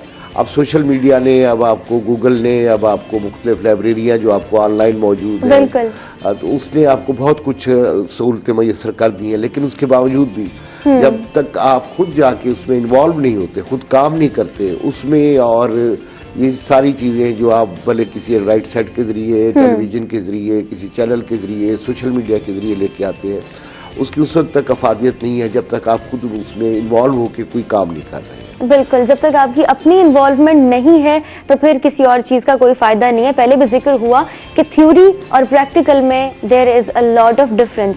जब आप किताबें पढ़ते हैं, नोट्स पढ़ते हैं, और जब आप 1 साल बाद, 2 साल बाद फील्ड में एंटर होते हैं, आपको कोई जॉब मिलती है या आप इंटर्नशिप करते हैं या कोई भी अपॉर्चुनिटी मिलती है, तब आपको अंदाजा होता है कि मैं जो पढ़ रहा था और जो मैंने करना है वो 2 मुख्तलिफ चीजें हैं। तो पहले से जो प्रैक्टिस है और जो एक एक्सपीरियंस है वो थोड़ा बहुत गेन कर लेना चाहिए। जब आप फील्ड में जब जाते हैं तो आपके लिए मतलब एक पहले तो वो आपको फायदा भी देता है जो आपका इंटर्नशिप का लेटर है कि हाँ जी इन्होंने ऑलरेडी इस पे काम किया हुआ है, सीखा हुआ है। वो भले ही 3 माह की हो या जितने भी टाइम की हो, तकरीबन 6 माह की है। तो वो भले आप जितना अच्छा भी है लेकिन आपको चीजों का पता तो है ना। एग्जैक्टली, आपको बेसिक्स पता चल जाते हैं। बेसिक्स कब तो पता है ना। हाँ। और बाकी भी प्रोग्रामिंग है जैसे उसका पहले फिर बड़ी डिटेल हो जाती है कि आइडिया है, उसकी प्रोडक्शन है, उसको फिर एडिट करना है, फिर उसकी ऑन एयर करना है, वो रेडियो हो या टेलीविजन हो, तो उसका एक लंबा प्रोसेस है। वो कम से कम आप उस प्रोसेस से एक दफा गुजर चुके होते हैं, आपको अंदाजा होता है कि किस किस जगह पे किस किस तरीके से हमने क्या क्या चीज देनी है। बिल्कुल, जो बेसिक नॉलेज है, नो हाउ जो है कि आपको बेसिक चीजें समझ आ जाएं तो इट बिकम्स इजी कि आप आगे उसको कंटिन्यू कर सकते हैं। ठीक है, अब हम रेडियो की बात करते हैं, रेडियो पाकिस्तान मुल्तान की बात करते हैं। करंटली क्या चल रहा है? ऐसे है मेजबीन की मुझे खुशी इस बात की है कि लोग हमारा एक आम तासुर है कि रेडियो कौन सुनता है, लेकिन आपको मैं बड़े खुशगवार हैरत से बताऊंगा कि लोगों की जो इन्वॉल्वमेंट है वाया टेलीफोन कॉल्स और बाकी सोर्सेज से हैरत होती है कि इतने दूर दराज इलाकों से और इतने उससे लोग हमें इस तरीके से सुन रहे हैं। लेकिन उनका जो फोकस है, मैं खुशी की बात है, वो कहते हैं कि जी आप हमें वो जो पुरानी चीजें हैं, वो म्यूजिक है, हिस्ट्री है, हाँ। हमारा कल्चर है, बिल्कुल, वो आप हमें दें। खुशी की बात जो है वो ये है कि उसमें नौजवान भी है कि वो चाहते ही है कि ठीक है हम बात बड़ा आगे तरक्की कर रहे हैं और करें माशाल्लाह, लेकिन साथ साथ जो हमारा हेरिटेज है, जो हमारी वैल्यूज है, हमारा कल्चर है, हमारा एसेट है, वो हमें उसके बारे में जो प्रोग्राम पहले पेश किए जाते रहे उनको नए तरीके से। अब मतलब आप पाकिस्तान टेलीविजन के ड्रामे देखें तो बहुत अच्छे ड्रामे हुआ करते थे, लेकिन अभी मैं कल भी एक चैनल पे देख रहा था कि वो रिव्यू दे रहे थे जो ड्रामे बहुत मशहूर हुए। तो आज उन ड्रामों को देखा जाए तो शायद हमें उसका इम्पैक्ट वो ना पड़े जो आज से 25 साल 30 साल पहले था, लेकिन आप उनको किसी और तरीके से तैयार करके मैं अब बहुत सारे गाने मैं अपने बच्चों के पास बैठा सुन रहा होता हूँ तो कहते हैं देखें जी ये कोई एक अननाउन सा सिंगर होता है उसका बताते हैं कि ये, मैं कहता हूँ नहीं बेटा ये तो मेहदी हसन खान साहब का गाया हुआ आइटम है, बिल्कुल ऐसा ही है, जहाँ का है, ये तो नाहिद अख्तर का है, वो रीमिक्स कह लें वो होके आ रहे हैं, लेकिन ओरिजिनल है। ओरिजिनल जब तक आप एक दफा आप ओरिजिनल सुन लें, ठीक है उसमें बहुत सारा ये ऑर्केस्ट्रा नहीं होगा जो अब हो गया, मिक्सिंग हो गई, बड़ा सादा से म्यूजिक होगा, बड़ा साफ सा म्यूजिक होगा, लेकिन वो म्यूजिक आपको सुकून देगा। आप सुनेंगे तो आपको अच्छा लगेगा, बिल्कुल अच्छा लगेगा। ये अच्छी बात की आपने कि बहुत अच्छा लगता है। वो एहसास जो है ना आपका एक सुकून का एहसास। तो हाँ ठीक है, आज की नस्ल मेरी जो है वो बड़ा हल्ला गुल्ला पॉप हो, रॉक हो, वो भी अपनी जगह ठीक है, लेकिन आप अगर मौसीकी की तारीफ में जाए तो क्या कहा जाता है कि आप उस वक्त तक मौसीकी का काम कर ही नहीं सकते या आपको आता ही नहीं जब तक आप क्लासिकल न सीखें, और क्लासिकल पे बेस कर रहा होता है आपका सारा म्यूजिक। आज का जो मेरा नौजवान है वो शायद इस तरफ तवज्जो नहीं देता, वो कहता है जी मैंने बस एक एल्बम निकाल ली, उसके पास पैसे थे या उसके पास सोर्सेज थे, तो कहता है मैं बहुत बड़ा गुलकार बन गया हूँ। अच्छी बात है, बहुत सारे अच्छे गुलकार आए भी हैं इस तवज्जो से हमारे पास, लेकिन वो जो सीख के और क्लासिकल साथ लेके आदमी आता है वो एक, फिर उसके बाद आप जिसको कहते हैं ना जिसकी बुनियाद पक्की हो जाती है, तो बुनियाद इसी तरह ड्रामा है, इसी तरह आपका कंपेयरिंग है, आप बड़े बड़े नाम उठा के देख लीजिए, वो सारे इसी तरह सीख के आए, उसके बाद वो टेलीविजन पे, रेडियो पे या किसी और इदारे में भी उन्होंने अपने जौहर दिखाए हैं, तो एक्चुअली उनकी बेस मजबूत थी। और मतलब किसी भी घर की मकान की अगर बेस मजबूत हो तो वो फिर बड़ी देर तक चलता है। बिल्कुल, फिर वो रहता है और वो बड़ी देर तक रहता है। हम कम्युनिकेशन में मीडिया में रेवोल्यूशन की बात करें, इनकलाब की बात करें, जितने भी चीजें चेंज हुई, ट्रेंड्स चेंज हुए, मीडियम्स आगे बढ़े, ऑनलाइन शिफ्ट हो गए, लेकिन रेडियो अपनी जगह है और उसकी इंपॉर्टेंस अपनी जगह है। तो आज के अगर हम यंगस्टर्स की बात करें, नौजवान नस्ल की बात करें, तो रेडियो से दूरी, अब बेशक अब जो हमारे इंस्टीट्यूशंस हैं, तालीमी इदारे हैं, डिपार्टमेंट्स हैं मीडिया के, वो काम कर रहे हैं, लेकिन क्योंकि वो काम कर रहे हैं तो थोड़ी अंडरस्टैंडिंग डेवलप हो रही है। काम नहीं कर रहे थे तो बच्चे जो थे वो उससे दूर जा रहे थे, उनको रेडियो की इंपॉर्टेंस का बिल्कुल इल्म नहीं था। मैं आपको कहूँ मैचवी कि आपका वॉइस ऑफ अमेरिका जो है अब रेडियो सेट पे नहीं सुना जाता, वो आपका वेब पे सुना जाता बिल्कुल है। बिल्कुल। वो बीबीसी जो है वो वेब पे आ गया, आपने देखा होगा उनकी जो शेयरबीन है या बाकी है, वो आप मतलब उसको रेवोल्यूशन के साथ साथ की तरह से उसको ढाला गया है कि आज वक्त की जरूरत ये है, मेरे हाथ में एंड्रॉइड है, मैं सब कुछ इसी से लेना चाह रहा हूँ। पहले तो ये है कि आप कोई भी नया सेट खरीदेंगे तो उसमें आपको रेडियो का ऑप्शन मिलेगा कि आपने एफएम सुनना है, लेकिन वो एफएम आपका आपके शहर का ही है। बिल्कुल। आपने अगर किसी दूसरे शहर का या इंटरनेशनल कोई स्टेशन सुनना है तो वो आप उनके सारे अपने चैनल्स हैं, उनके अपनी पॉडकास्ट के जरिए वो आजकल नई ब्रॉडकास्टिंग का सिलसिला शुरू हुआ है, वो आपको दे रहे हैं। तो रेडियो ने अपना मकाम वहां भी बनाया है, अपनी जगह वहां भी बनाया है, लोग उसको भी सुन रहे हैं। अच्छा, दूसरी एक जो सबसे मजे की बात है रेडियो की किसी भी हवाले से, वो भले कंपेयरिंग से लेके ड्रामा है या फीचर है या कोई और है, कि रेडियो आपको ये एक तस्वुराती सहूलत देता है कि आप जो कुछ सुन रहे हैं उन आवाजों की शक्लें आप खुद बनाएं, बिल्कुल, और अपनी पसंद की बनाएं। अब आसिफ खान साहब को आज शायद बहुत सारे लोग शायद पहली दफा देख रहे हो, उनकी नजर में शायद हो कि एक भारी भरकम सी शख्सियत होगी, बुजुर्ग सा, दाढ़ी रखी हुई या इस तरह से आदमी होगा, वो अब इसको देख के कि यार ये अच्छा है आसिफ तो वो आपकी आवाज, मैं आपको अर्ज करूं 90 की बात, आज से 30 साल पहले हम एक शो कर रहे थे तो हमने लिसनर्स को इनवाइट किया कि आप कार्ड जो है ना वो वसूल कर लें। अच्छा, मैं उन दिनों खुद प्रोग्राम क्या करता था तो मेरी एक आदत थी, मैं बाबा कह के बात करता था रेडियो पे भी प्रोग्राम में। अच्छा बाबा आप ये कर लें, ये कर लें, ये कर लें, वो तो उससे एक तासुर उभरता था कि जैसे कोई बुजुर्ग आदमी बैठा बात कर रहा है, वो बाबा आप इसी सेंस पे कहते हैं। तो 3-4 बच्चियां आई तो उन्होंने कहा कि जी हमें आसिफ खान साहब से मिलना है। मैंने कहा जी फरमाए। नहीं जी हमें आसिफ साहब से। मैंने कहा बीबी मैं आसिफ खैतरान से मैं वही हूँ आप हैं। मैं परेशान हो गया कि यार मेरी कौन सी ऐसी चीज है। उन्होंने कहा जी हमने तो 30 साल पहले आतिश तो क्या जवान था, हम खुद भी जवान थे, तो उन्होंने कहा कि जी हम तो समझते थे कि एक बुजुर्ग सा आदमी होगा। आवाजें मतलब हमने कई दफा, चूंकि उसमें आवाज के जरिए से आप हमारे बादशाह को देखेंगे तो कोई कांगड़ी पहलवान सा होगा, लेकिन आवाज भारी है तो उसको हमने रोल जो है बादशाह का दिया हुआ है। इसी तरह हमारे यहाँ बहुत सारे इस तरह की मिसालें हैं कि उनको आप देखते हैं तो आपको हैरत होती है।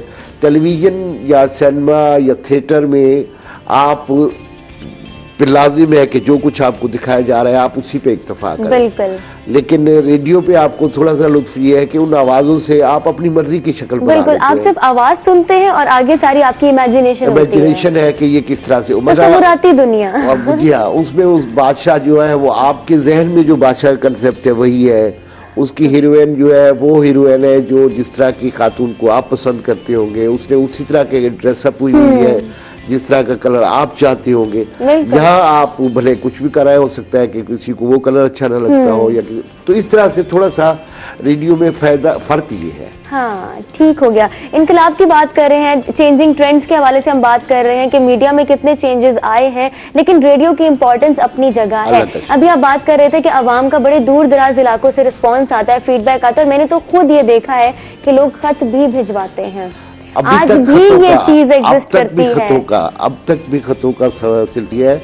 अभी मैं बल्कि पिछले दिनों देख रहा था कि बाकायदा बोरियों में खत आए हैं, इतना लोग पोस्ट कार्ड की शक्ल बन गई है। अब खत का तस्वर तक नहीं रहा। बिल्कुल। हमने अपने बचपन में खत देखे थे, लिखे थे, आए थे, जब स्टूडेंट थे उस वक्त तक भी चलते रहे। इवन जब हमने आगाज किया रेडियो नौकरी का उस वक्त भी थे, ज्यादा थे। लेकिन हैरत की बात है कि अब भी लोग लिखते हैं। बिल्कुल, अभी तक अब SMS का दौर आ गया है, अब आपका WhatsApp का दौर आ गया है, आप उस पर सारी बात भेज देते हैं। लेकिन वो चूंकि मीडिया इस तरह से है तो उसमें लोग खत भी लिखते हैं कि ये हमारा रिकॉर्ड बना रहे हैं। बिल्कुल, जो दूर दराज इलाकों में रहने वाले लोग होते हैं वो अपनी पसंदीदा आवाजों को खत लिखते हैं और एसएमएस नहीं करते, या एसएमएस भी करते होंगे, लेकिन अगर वो खत लिखते हैं और इतनी चाहत का, इतनी लगन का इजहार करते हैं तो कोई तो बात है जो उनको अट्रैक्ट करती है, जो उनको अपील करती है। इस पर हम बात करेंगे, रेडियो के इंपॉर्टेंस पे हम बात कर रहे हैं और आज भी इसकी इंपॉर्टेंस को समझने की जरूरत है। अगर आपने फील्ड में काम करना है, मीडिया की फील्ड में काम करना है, तो सबसे पहला स्टेप रेडियो है। आपको ज्वाइन करना है, आपको ज्वाइन करना होगा, because this is the very first institution जहां से आप बोलना सीख सकते हैं, माइक को दोस्त बना सकते हैं और मुख्तलिफ लोगों को इमेजिन करके ऐसे जैसे वो आपके सामने बैठे और उनसे बातचीत कर रहे हैं, ऐसा माहौल क्रिएट कर सकते हैं। इस पर हम बात करेंगे, लेकिन एक छोटे से ब्रेक के बाद कहीं मत जाइएगा, हमारे साथ रहिएगा।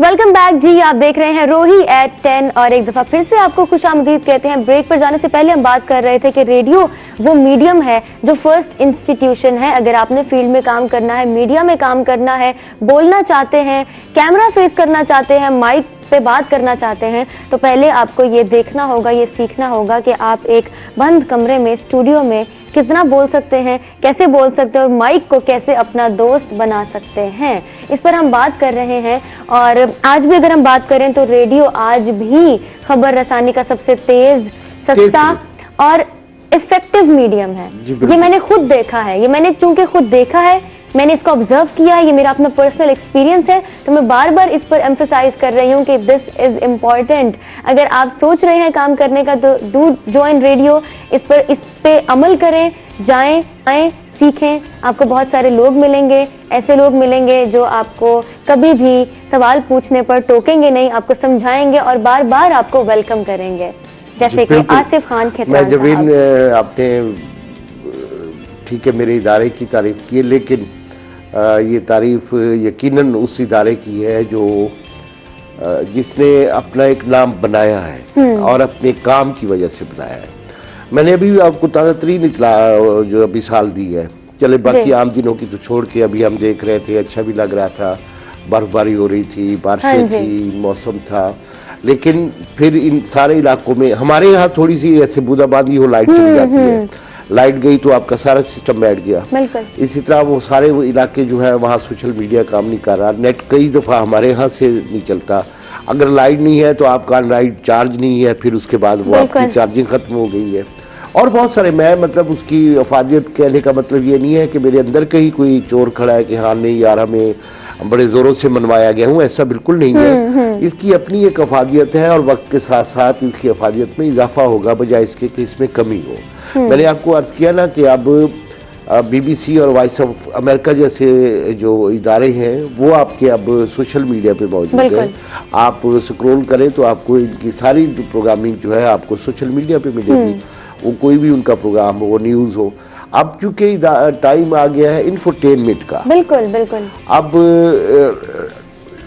बंदा चाहता है कि जी उसको इंफॉर्मेशन भी मिले, उसको एंटरटेनमेंट भी मिले, और ये दोनों चीजें मिला के यकवक्त जो है वो आपको रेडियो दे रहा है। आपको अच्छा म्यूजिक भी सुनाएगा, साथ साथ छोटी छोटी खबरों की सूरत में आपको ताज़ा तरीन हालात भी, आपका मौसम है, आपके हालात है, रोड की कैफियत है, मुल्की गैर मुल्की खबरें हैं, ताज़ा तरीन ब्रेकिंग न्यूज है, वो आपको एक दो लाइनों में दे के आपकी पसंद का म्यूजिक भी सुनाएगा और वो रिपीट करता रहेगा उन बातों को।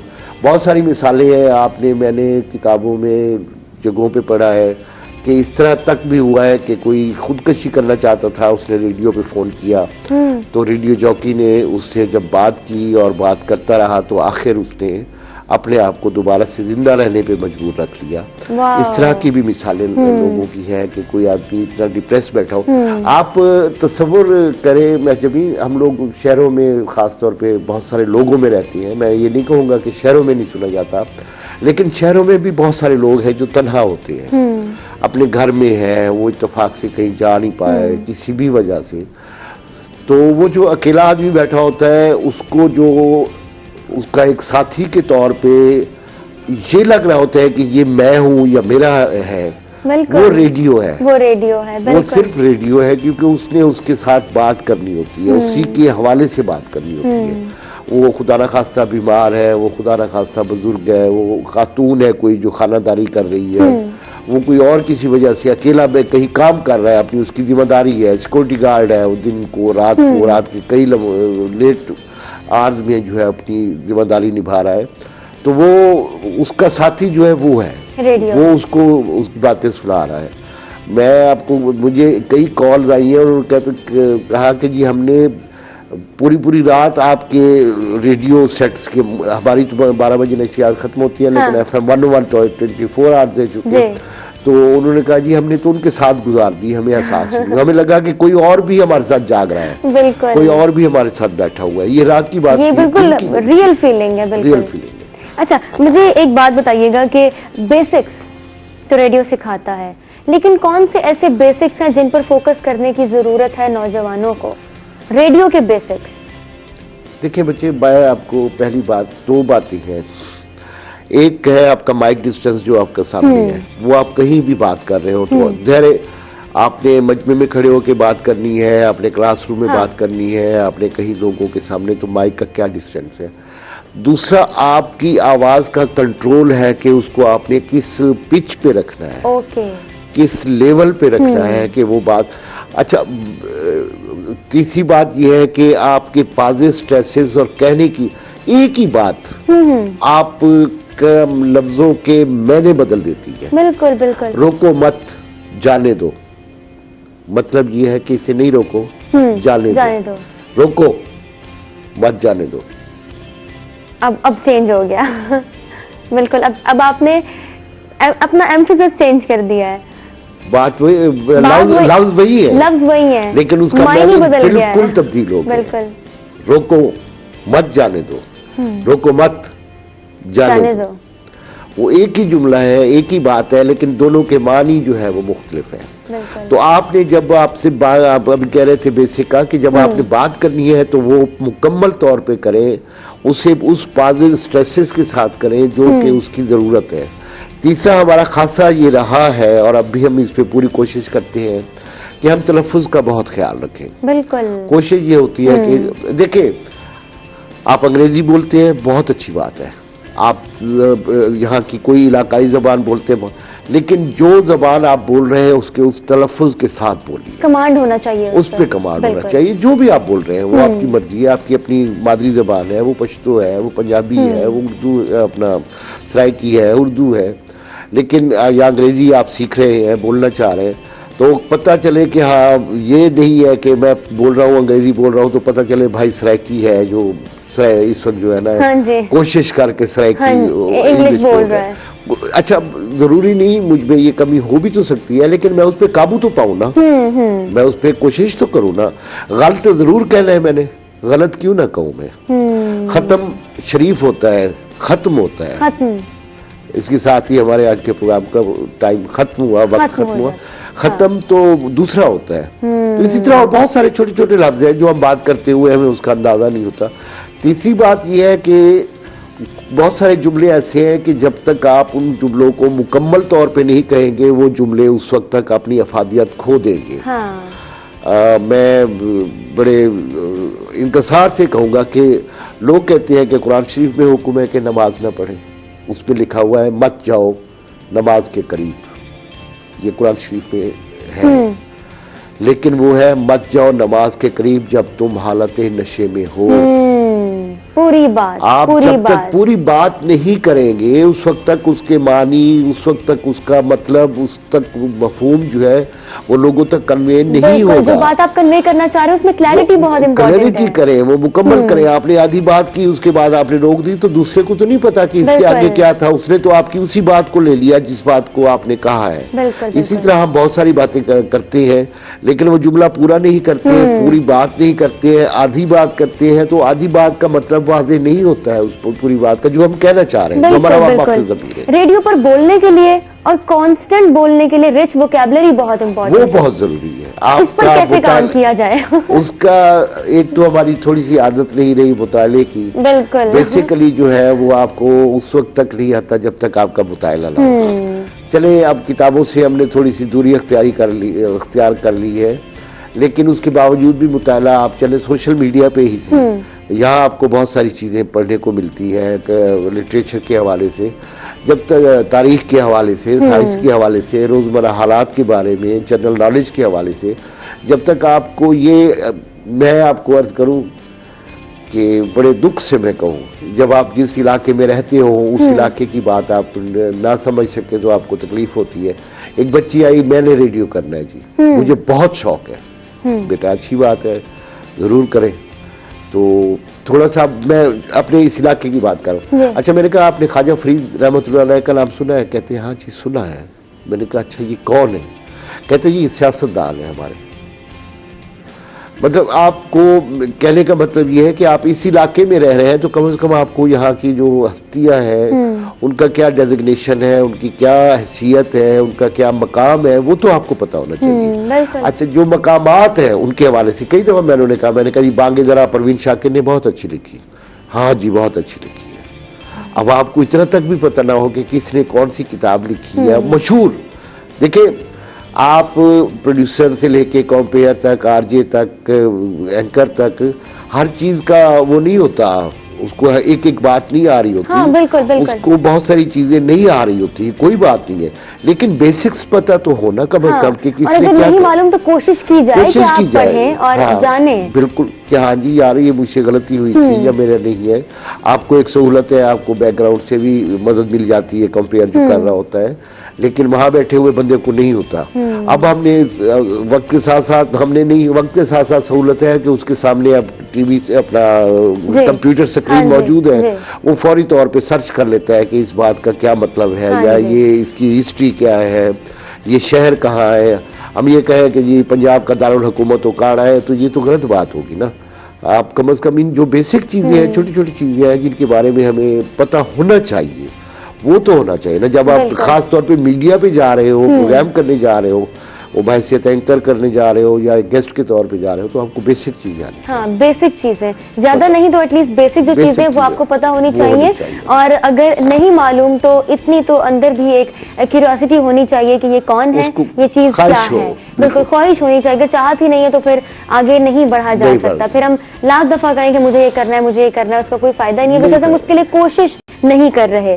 ठीक है, अगर हम मैं तो अपनी ग्रेजुएशन में मैथ कम्युनिकेशन में बार बार जब हम आरजे का जिक्र करते रहे, आरजे कौन होता है, आरजे क्या होता है, और आरजे के लिए टाइम मैनेजमेंट कितनी इंपॉर्टेंट है, तो ये जब हम प्रैक्टिकल फील्ड में आए तो हमें अंदाजा हुआ कि एक लिमिटेड टाइम में हमने कैसे तमाम चीजों को कवर अप करना है। इसकी कितनी इंपॉर्टेंस है, प्लीज जरा व्यूअर्स को बताइएगा। इसमें बेटा दो चीजें हैं माजुबीन। एक तो आपका है कि जी आपका टारगेट लिस्टर्स कौन है, टारगेट व्यूअर कौन है, टारगेट लिस्टर्स ऑडियंस कौन है, आपको पता चले कि इस वक्त आपको सुन कौन कौन रहा है। एक पहली बात, जिनको आप बात कर रहे हो, जिनसे आप बात कर रहे हो, उनका मेंटल लेवल क्या है। मैं बच्चों का प्रोग्राम कर रहा हूं और मैं बड़ी नासिहाना बड़ी बात कर रहा हूं, तो हो सकता है वो उनके सर से के ऊपर से गुजर गया, उनको पता ही ना चले कि मैं क्या बात कर रहा हूँ। या मैं एक जनरल ऑडियंस से बात कर रहा हूँ तो मैं ऐसी बात कर रहा हूँ जो जिनसे उनका कोई अंटार्कटिका की मैं बात कर रहा हूँ और उनको कोई उसमें दिलचस्पी नहीं है कि ये करते रहे, पत्री क्या बोलता बैठा है, मैं बोलता रहना चाहिए। तो उसको जो वहाँ के इंटरेस्ट है, जो उनके जरूरत है जिस चीज की, वो चाहते हैं कि उसके बारे में उनको इन्फॉर्मेशन मिले, तो वो उसके क्लियर होनी चाहिए कि मेरा टारगेट लिसनर और उसका टाइम क्या है और उसको मैंने देना क्या है, ये उसको बेसिक आनी चाहिए। कि मैं किससे किस वक्त क्या बात करनी चाहिए। ठीक है, टारगेट ऑडियंस कौन है, कौन सुन रहा है, उनका बैकग्राउंड क्या है, कौन हो सकता है। हाँ जी। अच्छा, आपको याद होगा, मैं आपकी सॉरी कट टू कि खवातीन का रिसाला आया करता था, उस पे मोटा मोटा लिखा होता था, खवातीन डाइजेस्ट, नीचे लिखा होता था एक लाइन होती थी जिसे मर्द भी पढ़ सकते हैं। मतलब ठीक है, आप बच्चों का प्रोग्राम कर रहे हैं तो मुझे भी सुनते हैं, ज़ाहिर है बच्चों का है, तो आपने फोकस उन पे करना है। बाकी ठीक है, आप ऐसी बात जरूर करें जो बाकी लोग भी सुन रहे होते हैं, बाकी लोग भी सुने, लेकिन आपने एक चीज सेट कर लेनी है कि मुझे कौन सुन रहा है, कौन सुन ये किसके लिए है, किसके लिए है, तो मैंने उस हवाले से क्या बात करनी है। ठीक है, रेडियो में अब तक आपकी इस पूरी जर्नी में कोई ऐसे ट्रेंड्स आपने देखे जो आपको लगा कि नहीं, रेडियो से ये मैच नहीं करते, ये नहीं होने चाहिए रेडियो में? देखिए, जो रेडियो इदारा है उसने, मैं अगर ये कहूँ कि जी हमें रेडियो शोज नहीं करने चाहिए तो ये बात भी नहीं है। क्योंकि जो आप लफ्जों से पेंट करके एक तस्वीर बना सकते हैं, वो इलेक्शन कवरेज है, वो किसी जलसे की कवरेज है, तो आप उसको अपने आपको महारत होनी चाहिए कि उसकी आप बात पहुंचा सके। अभी पिछले दिनों में चूंकि मेरी ट्रांसफर रही है इस्लामाबाद में, हमारा एक इदारा है CPU सेंट्रल प्रोडक्शन, जहाँ पिछले दिनों आप खुद भी गई हुई थी बाबा के साथ, कौसर समीन साहबा के पास। तो वहाँ तो मुझे वहाँ के एक साथी ने, प्रोड्यूसर ने कहा, सर मैंने एक चीज़ तलाश की है और उसे मैं वेब पे डाल रहा हूँ, आप उसे सुनिएगा। खुतबा अला आबाद हमारी तारीख का एक बहुत बड़ा वाकया गुजरा है। तो वो जो आज से कोई 20-25 साल पहले हमारे एक बड़े सीनियर ब्रॉडकास्टर थे, अल्लाह उन्हें करीम रहमत करे, DG साहब भी रहे, उन्होंने हमारी सिलेक्शन भी की। तो उन्होंने उस प्रोग्राम को, उसके लिए जब देखे ना ये आइडिया है कि किसी चीज को ट्रीट कैसे करना है, तो उन्होंने उसका लाइव कवरेज का प्रोग्राम बनाया। लाइव कवरेज का प्रोग्राम वो बनाया। 1940 के करीब कहीं वाकया होता है, लेकिन जब उन्होंने 1970 में या 80 में उसको तैयार किया प्रोग्राम को, तो उन्होंने उसको इमेजिन किया कि वहां हमारा कमेंटेटर वो बैठा हुआ है और वो, अच्छा जी इस वक्त कायद-ए-आज़म मोहम्मद अली जिन्ना स्टेज पे तशरीफ ला रहे हैं, इस तरह के उन्होंने कपड़े पहने हुए हैं, जिला कैप पहनी हुई है, बड़े पुरवकार अंदाज से आए, लियाकत अली खान साहब उनके हमरा हैं और उनको आके अगली सीट पे बैठे और ये उन्होंने बात शुरू की। सबसे पहले नवाब सलीमुल्लाह ने खुतबा इस्तकबालिया में ये कहा, वो आप उसमें इन्वॉल्व हो जाते हैं जैसे आप अपनी आंखों से एक चीज देख रहे हैं। बिल्कुल। तो वो आपका जो फॉर्मेट है, सेगमेंट है, जो आपका प्रोग्राम को ट्रीट करने का अंदाज है, प्रॉपर आपकी एग्जीक्यूशन है, वो बड़ी बेटर कर रही होती है कि आपने उसको ट्रीट किस तरह से। बिल्कुल ठीक हो गया। बहुत सारी चीजें पता चल रही हैं आज, बहुत सारी चीजें जो हम आप तक पहुंचा रहे हैं, लेकिन और भी मजीद बातें हैं जो कि हमने जाननी है। आसिफ खान खितरान साहब से station director radio Pakistan Multan है, हमारे साथ मौजूद हैं। ब्रेक पर चलते हैं, ब्रेक के बाद वापस आते हैं और जो बातें रह गई हैं उनको कंटिन्यू करते हैं।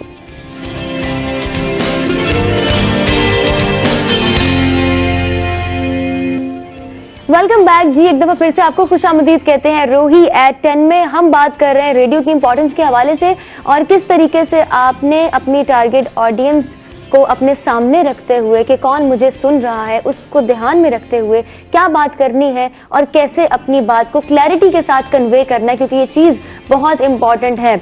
हम बात कर रहे हैं आसिफ खान खितरान साहब से, स्टेशन डायरेक्टर है रेडियो पाकिस्तान मुल्तान के। और अब हम जरा बात करते हैं रेडियो ड्रामास के। सबसे इंटरेस्टिंग चीज, मुझे सबसे इंटरेस्टिंग चीज लगती है, बिकॉज थोड़ी सी चैलेंजिंग भी होती है, मुश्किल, बहुत चैलेंजिंग, हाँ बहुत चैलेंजिंग होती है, बहुत मुश्किल होती है। आपसे कोई गलती हो जाती है, आपने उसको दोबारा से टेक, दोबारा मैं इस चीज से गुजरी हूँ। और टीवी पर आपने दरवाजा बंद कर दी, मुझे दरवाजा बंद हो गया है, लेकिन रेडियो पे दरवाजा बंद होगा यहाँ पे, और फिर आपने दरवाजा बंद होने की वो साउंड आपने ऐड करना है, sound effect. No doubt very challenging.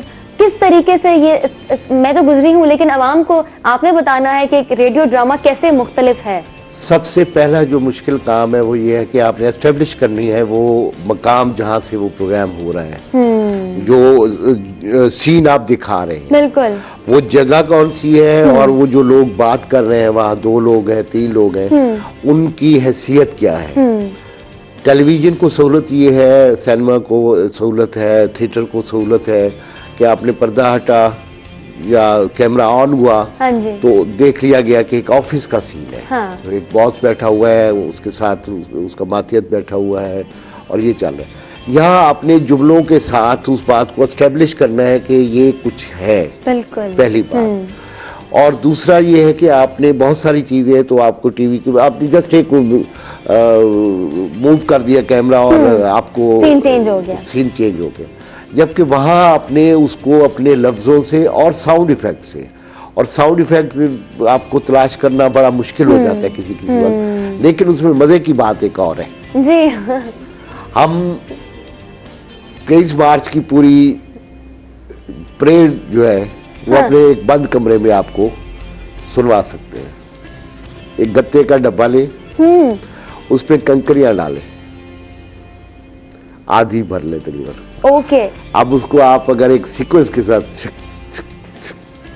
तो यूं लगेगा जैसे परेड हो रही है। क्या बात है। आप शावर के नीचे बाल्टी रख दे, शावर को खोल दे, आप दुनिया जहां की बारिशें क्रिएट कर दें। आसान कर दिया आपने बारिश करवाना। ठीक है ना। मेरे अच्छा जी, आप बादशाहों की लड़ाई दिखा रहे हैं, कहाँ आएगी तलवारें? आपको तो टीवी पे दिखाना मजबूरी है। हाँ। हम तो चमचों से लड़ाई चमचों कराते से। हैं। क्या बात है। क्योंकि उसकी साउंड इफेक्ट आपका वही आ रहा है जो तलवार के साथ तलवार टकराने की आवाज है। तो वो, लेकिन उसका ये मतलब नहीं है कि हम तो हर वक्त चमचे चला रहे होते हैं, तलवारें भी होती हैं। तलवारें भी होती हैं। अच्छा, फिर उसके बाद यहाँ हम बैठे हैं, हमें पता है आप मेरे सामने यहाँ तशरीफ रखती हैं, मैं यहाँ बैठा हूँ, उसमें आपको डिस्टेंस आपकी आवाजों से देना है कि वो कहाँ किस वक्त वो जो आपका करेक्टर बोल रहा है, वो साहब है, कोई मांगने वाला आया है, कोई आपका मातिहत है, या जो भी सीन है, आपका रेलवे स्टेशन का सीन है, आप गाड़ी में ट्रेन में सफर कर रहे हैं, तो उसके बैकग्राउंड में आपने वो सारा कुछ देते हुए आपने उस फासले को भी कायम करना है कि आपने पिछली सीट वाले को कहा यार देखें आप ऊंची आवाज में बातें कर रहे हैं, मैं रेस्ट कर, तो वो उसकी जब आवाज आएगी तो वो दूर से आनी चाहिए। जबकि टीवी पे तो आपको पता है कि एक बंदा यहाँ बैठा है, फिर वो तो कोई दूसरा जो है वो 2-3 फुट के फासले पे है। तो ये सारी चीजें थोड़ा सा और ज्यादा आपसे डिमांड करती है, मेहनत मुशक्कत तलब करती है कि आपको रेडियो ड्रामा करना। और फिर देखिए एक सीन है, आपको अल्लाह ना करे कोई किसी आपको का MSc कर रहे थे, आपके नंबर इतने नहीं है जितनी आप तवक्को कर रही थी, तो आपके चेहरे पे एक दफा कैमरा आएगा तो लोगों को पता चल जाएगा आप उदास हैं। जी मैं उदास हूँ, बिल्कुल। वहां आपको अपनी आवाज से जाहिर करना है कि आप उदास हैं। और जब मैंने ये किया था मेरे लिए ये बहुत चैलेंजिंग था। मुझे रोना था और मुझे समझ नहीं आ रहा था कि मैं कैसे रोऊं। वही ना, वही मुश्किल काम वही होता है कि आपने अपनी आवाज से वो सारा तासुर देना है जो कैफियत आप पे है और जो पोजीशन आपकी है। आप एक अफसर के तौर पे बात कर रहे हो, आप एक फकीर के तौर पे बात कर रहे हो, आप एक काम करने वाली खातून के तौर पे बात कर रहे हो, या आप मालकन के तौर पे काम कर रहे हो, तो वो यहाँ तो आपने ड्रेसअप कर दिया उसको, एक मालकन का उसका स्टेटस है वो, बिल्कुल उनकी बॉडी लैंग्वेज से आपको पता चल जाता है, पता चल गया, वो थोड़ा भी बोले तो आपको पता चल जाएगा। लेकिन वहां आपने अपने लफ्जों से, अपनी बातों से, लहजे से, कवि खान साहब जैसे, मुस्तफा कुरैशी साहब जैसे, इवन मोहम्मद अली हमारे फिल्म आर्टिस्ट जो है, उनका आगाज रेडियो से है, वो तक ये मानते हैं। फिरदौस जमाल हो गए, वो तक यही कहते हैं कि जी हमें ये जो हम डिलीवरी डायलॉग डिलीवरी देते हैं ये हमें, इवन मैं कोई दावा नहीं लेकिन मुझे ये बहुत सारे सीनियर हमारे आर्टिस्टों ने कहा कि हमें आपकी वो ट्रेनिंग रेडियो की बाद में टीवी पे भी काम आई, क्योंकि जब आप उसको अपने फेस इंप्रेशन के साथ साथ आप अपनी अदायगी के जरिए भी आप उसको जाहिर कर रहे हैं तो उसका लुत्फ दुबाला हो जाता है। बिल्कुल, आपका बहुत शुक्रिया, आपने आज टाइम दिया प्रोग्राम के इख्तिताम पे। आप क्या मैसेज देना चाहेंगे यूथ को? बहुत खुश हूँ अपनी यूथ से। अल्लाह मेरे इस वतन को, हमारे इस पाकिस्तान को कायम व दायम रखे और हमारा सारा सरमाया हमारी यूथ है। तो आप किसी भी फील्ड में है, आज मैं चूंकि अपने इदारे के हवाले से हाजिर हुआ था, आप किसी भी फील्ड में है, मेहनत करके काम करते रहें, ऊपर की टॉप की जगह हमेशा खाली रहती है, कभी मायूस मत हो, बिल्कुल मेहनत जारी रखें, अल्लाह आपको कामयाबी देगी। बिल्कुल, thank you so much, thank you once again, आपने टाइम दिया और बहुत सारी चीजों पे हमने बात की, बहुत सारी चीजों को हमने शामिल किया और अब आपके एक्सपीरियंसेस भी जाने और कुछ मैंने बातों बातों में अपना भी बता दिया कि कैसे मैं किन किन चीजों से गुजरी जब मैं रेडियो ड्रामा में पार्ट ले रही थी। थैंक यू वंस अगेन, बहुत शुक्रिया। रेडियो सिर्फ उनके लिए नहीं है जो कि मीडिया स्टूडेंट्स हैं या जो मीडिया से ताल्लुक रखते हैं या जो मीडिया की पढ़ाई जो है, जो भी स्टडीज हैं उनमें इन्वॉल्व हैं, बल्कि और लोग जो ये समझते हैं कि वो बोल सकते हैं, बात कर सकते हैं, वो जरूर इस जानिब जाएं, एक कोशिश करके देखें, आपको जरूर उसका आउटकम जो है अच्छा पॉजिटिव जो रिजल्ट है वो नजर आएगा। इसी के साथ प्रोग्राम का इख्तिताम होता है। अपनी होस्ट महाजबीन आबिद को इजाजत दें, अपना ढेर सारा ख्याल रखें, एहतियात करें, अल्लाह हाफिज।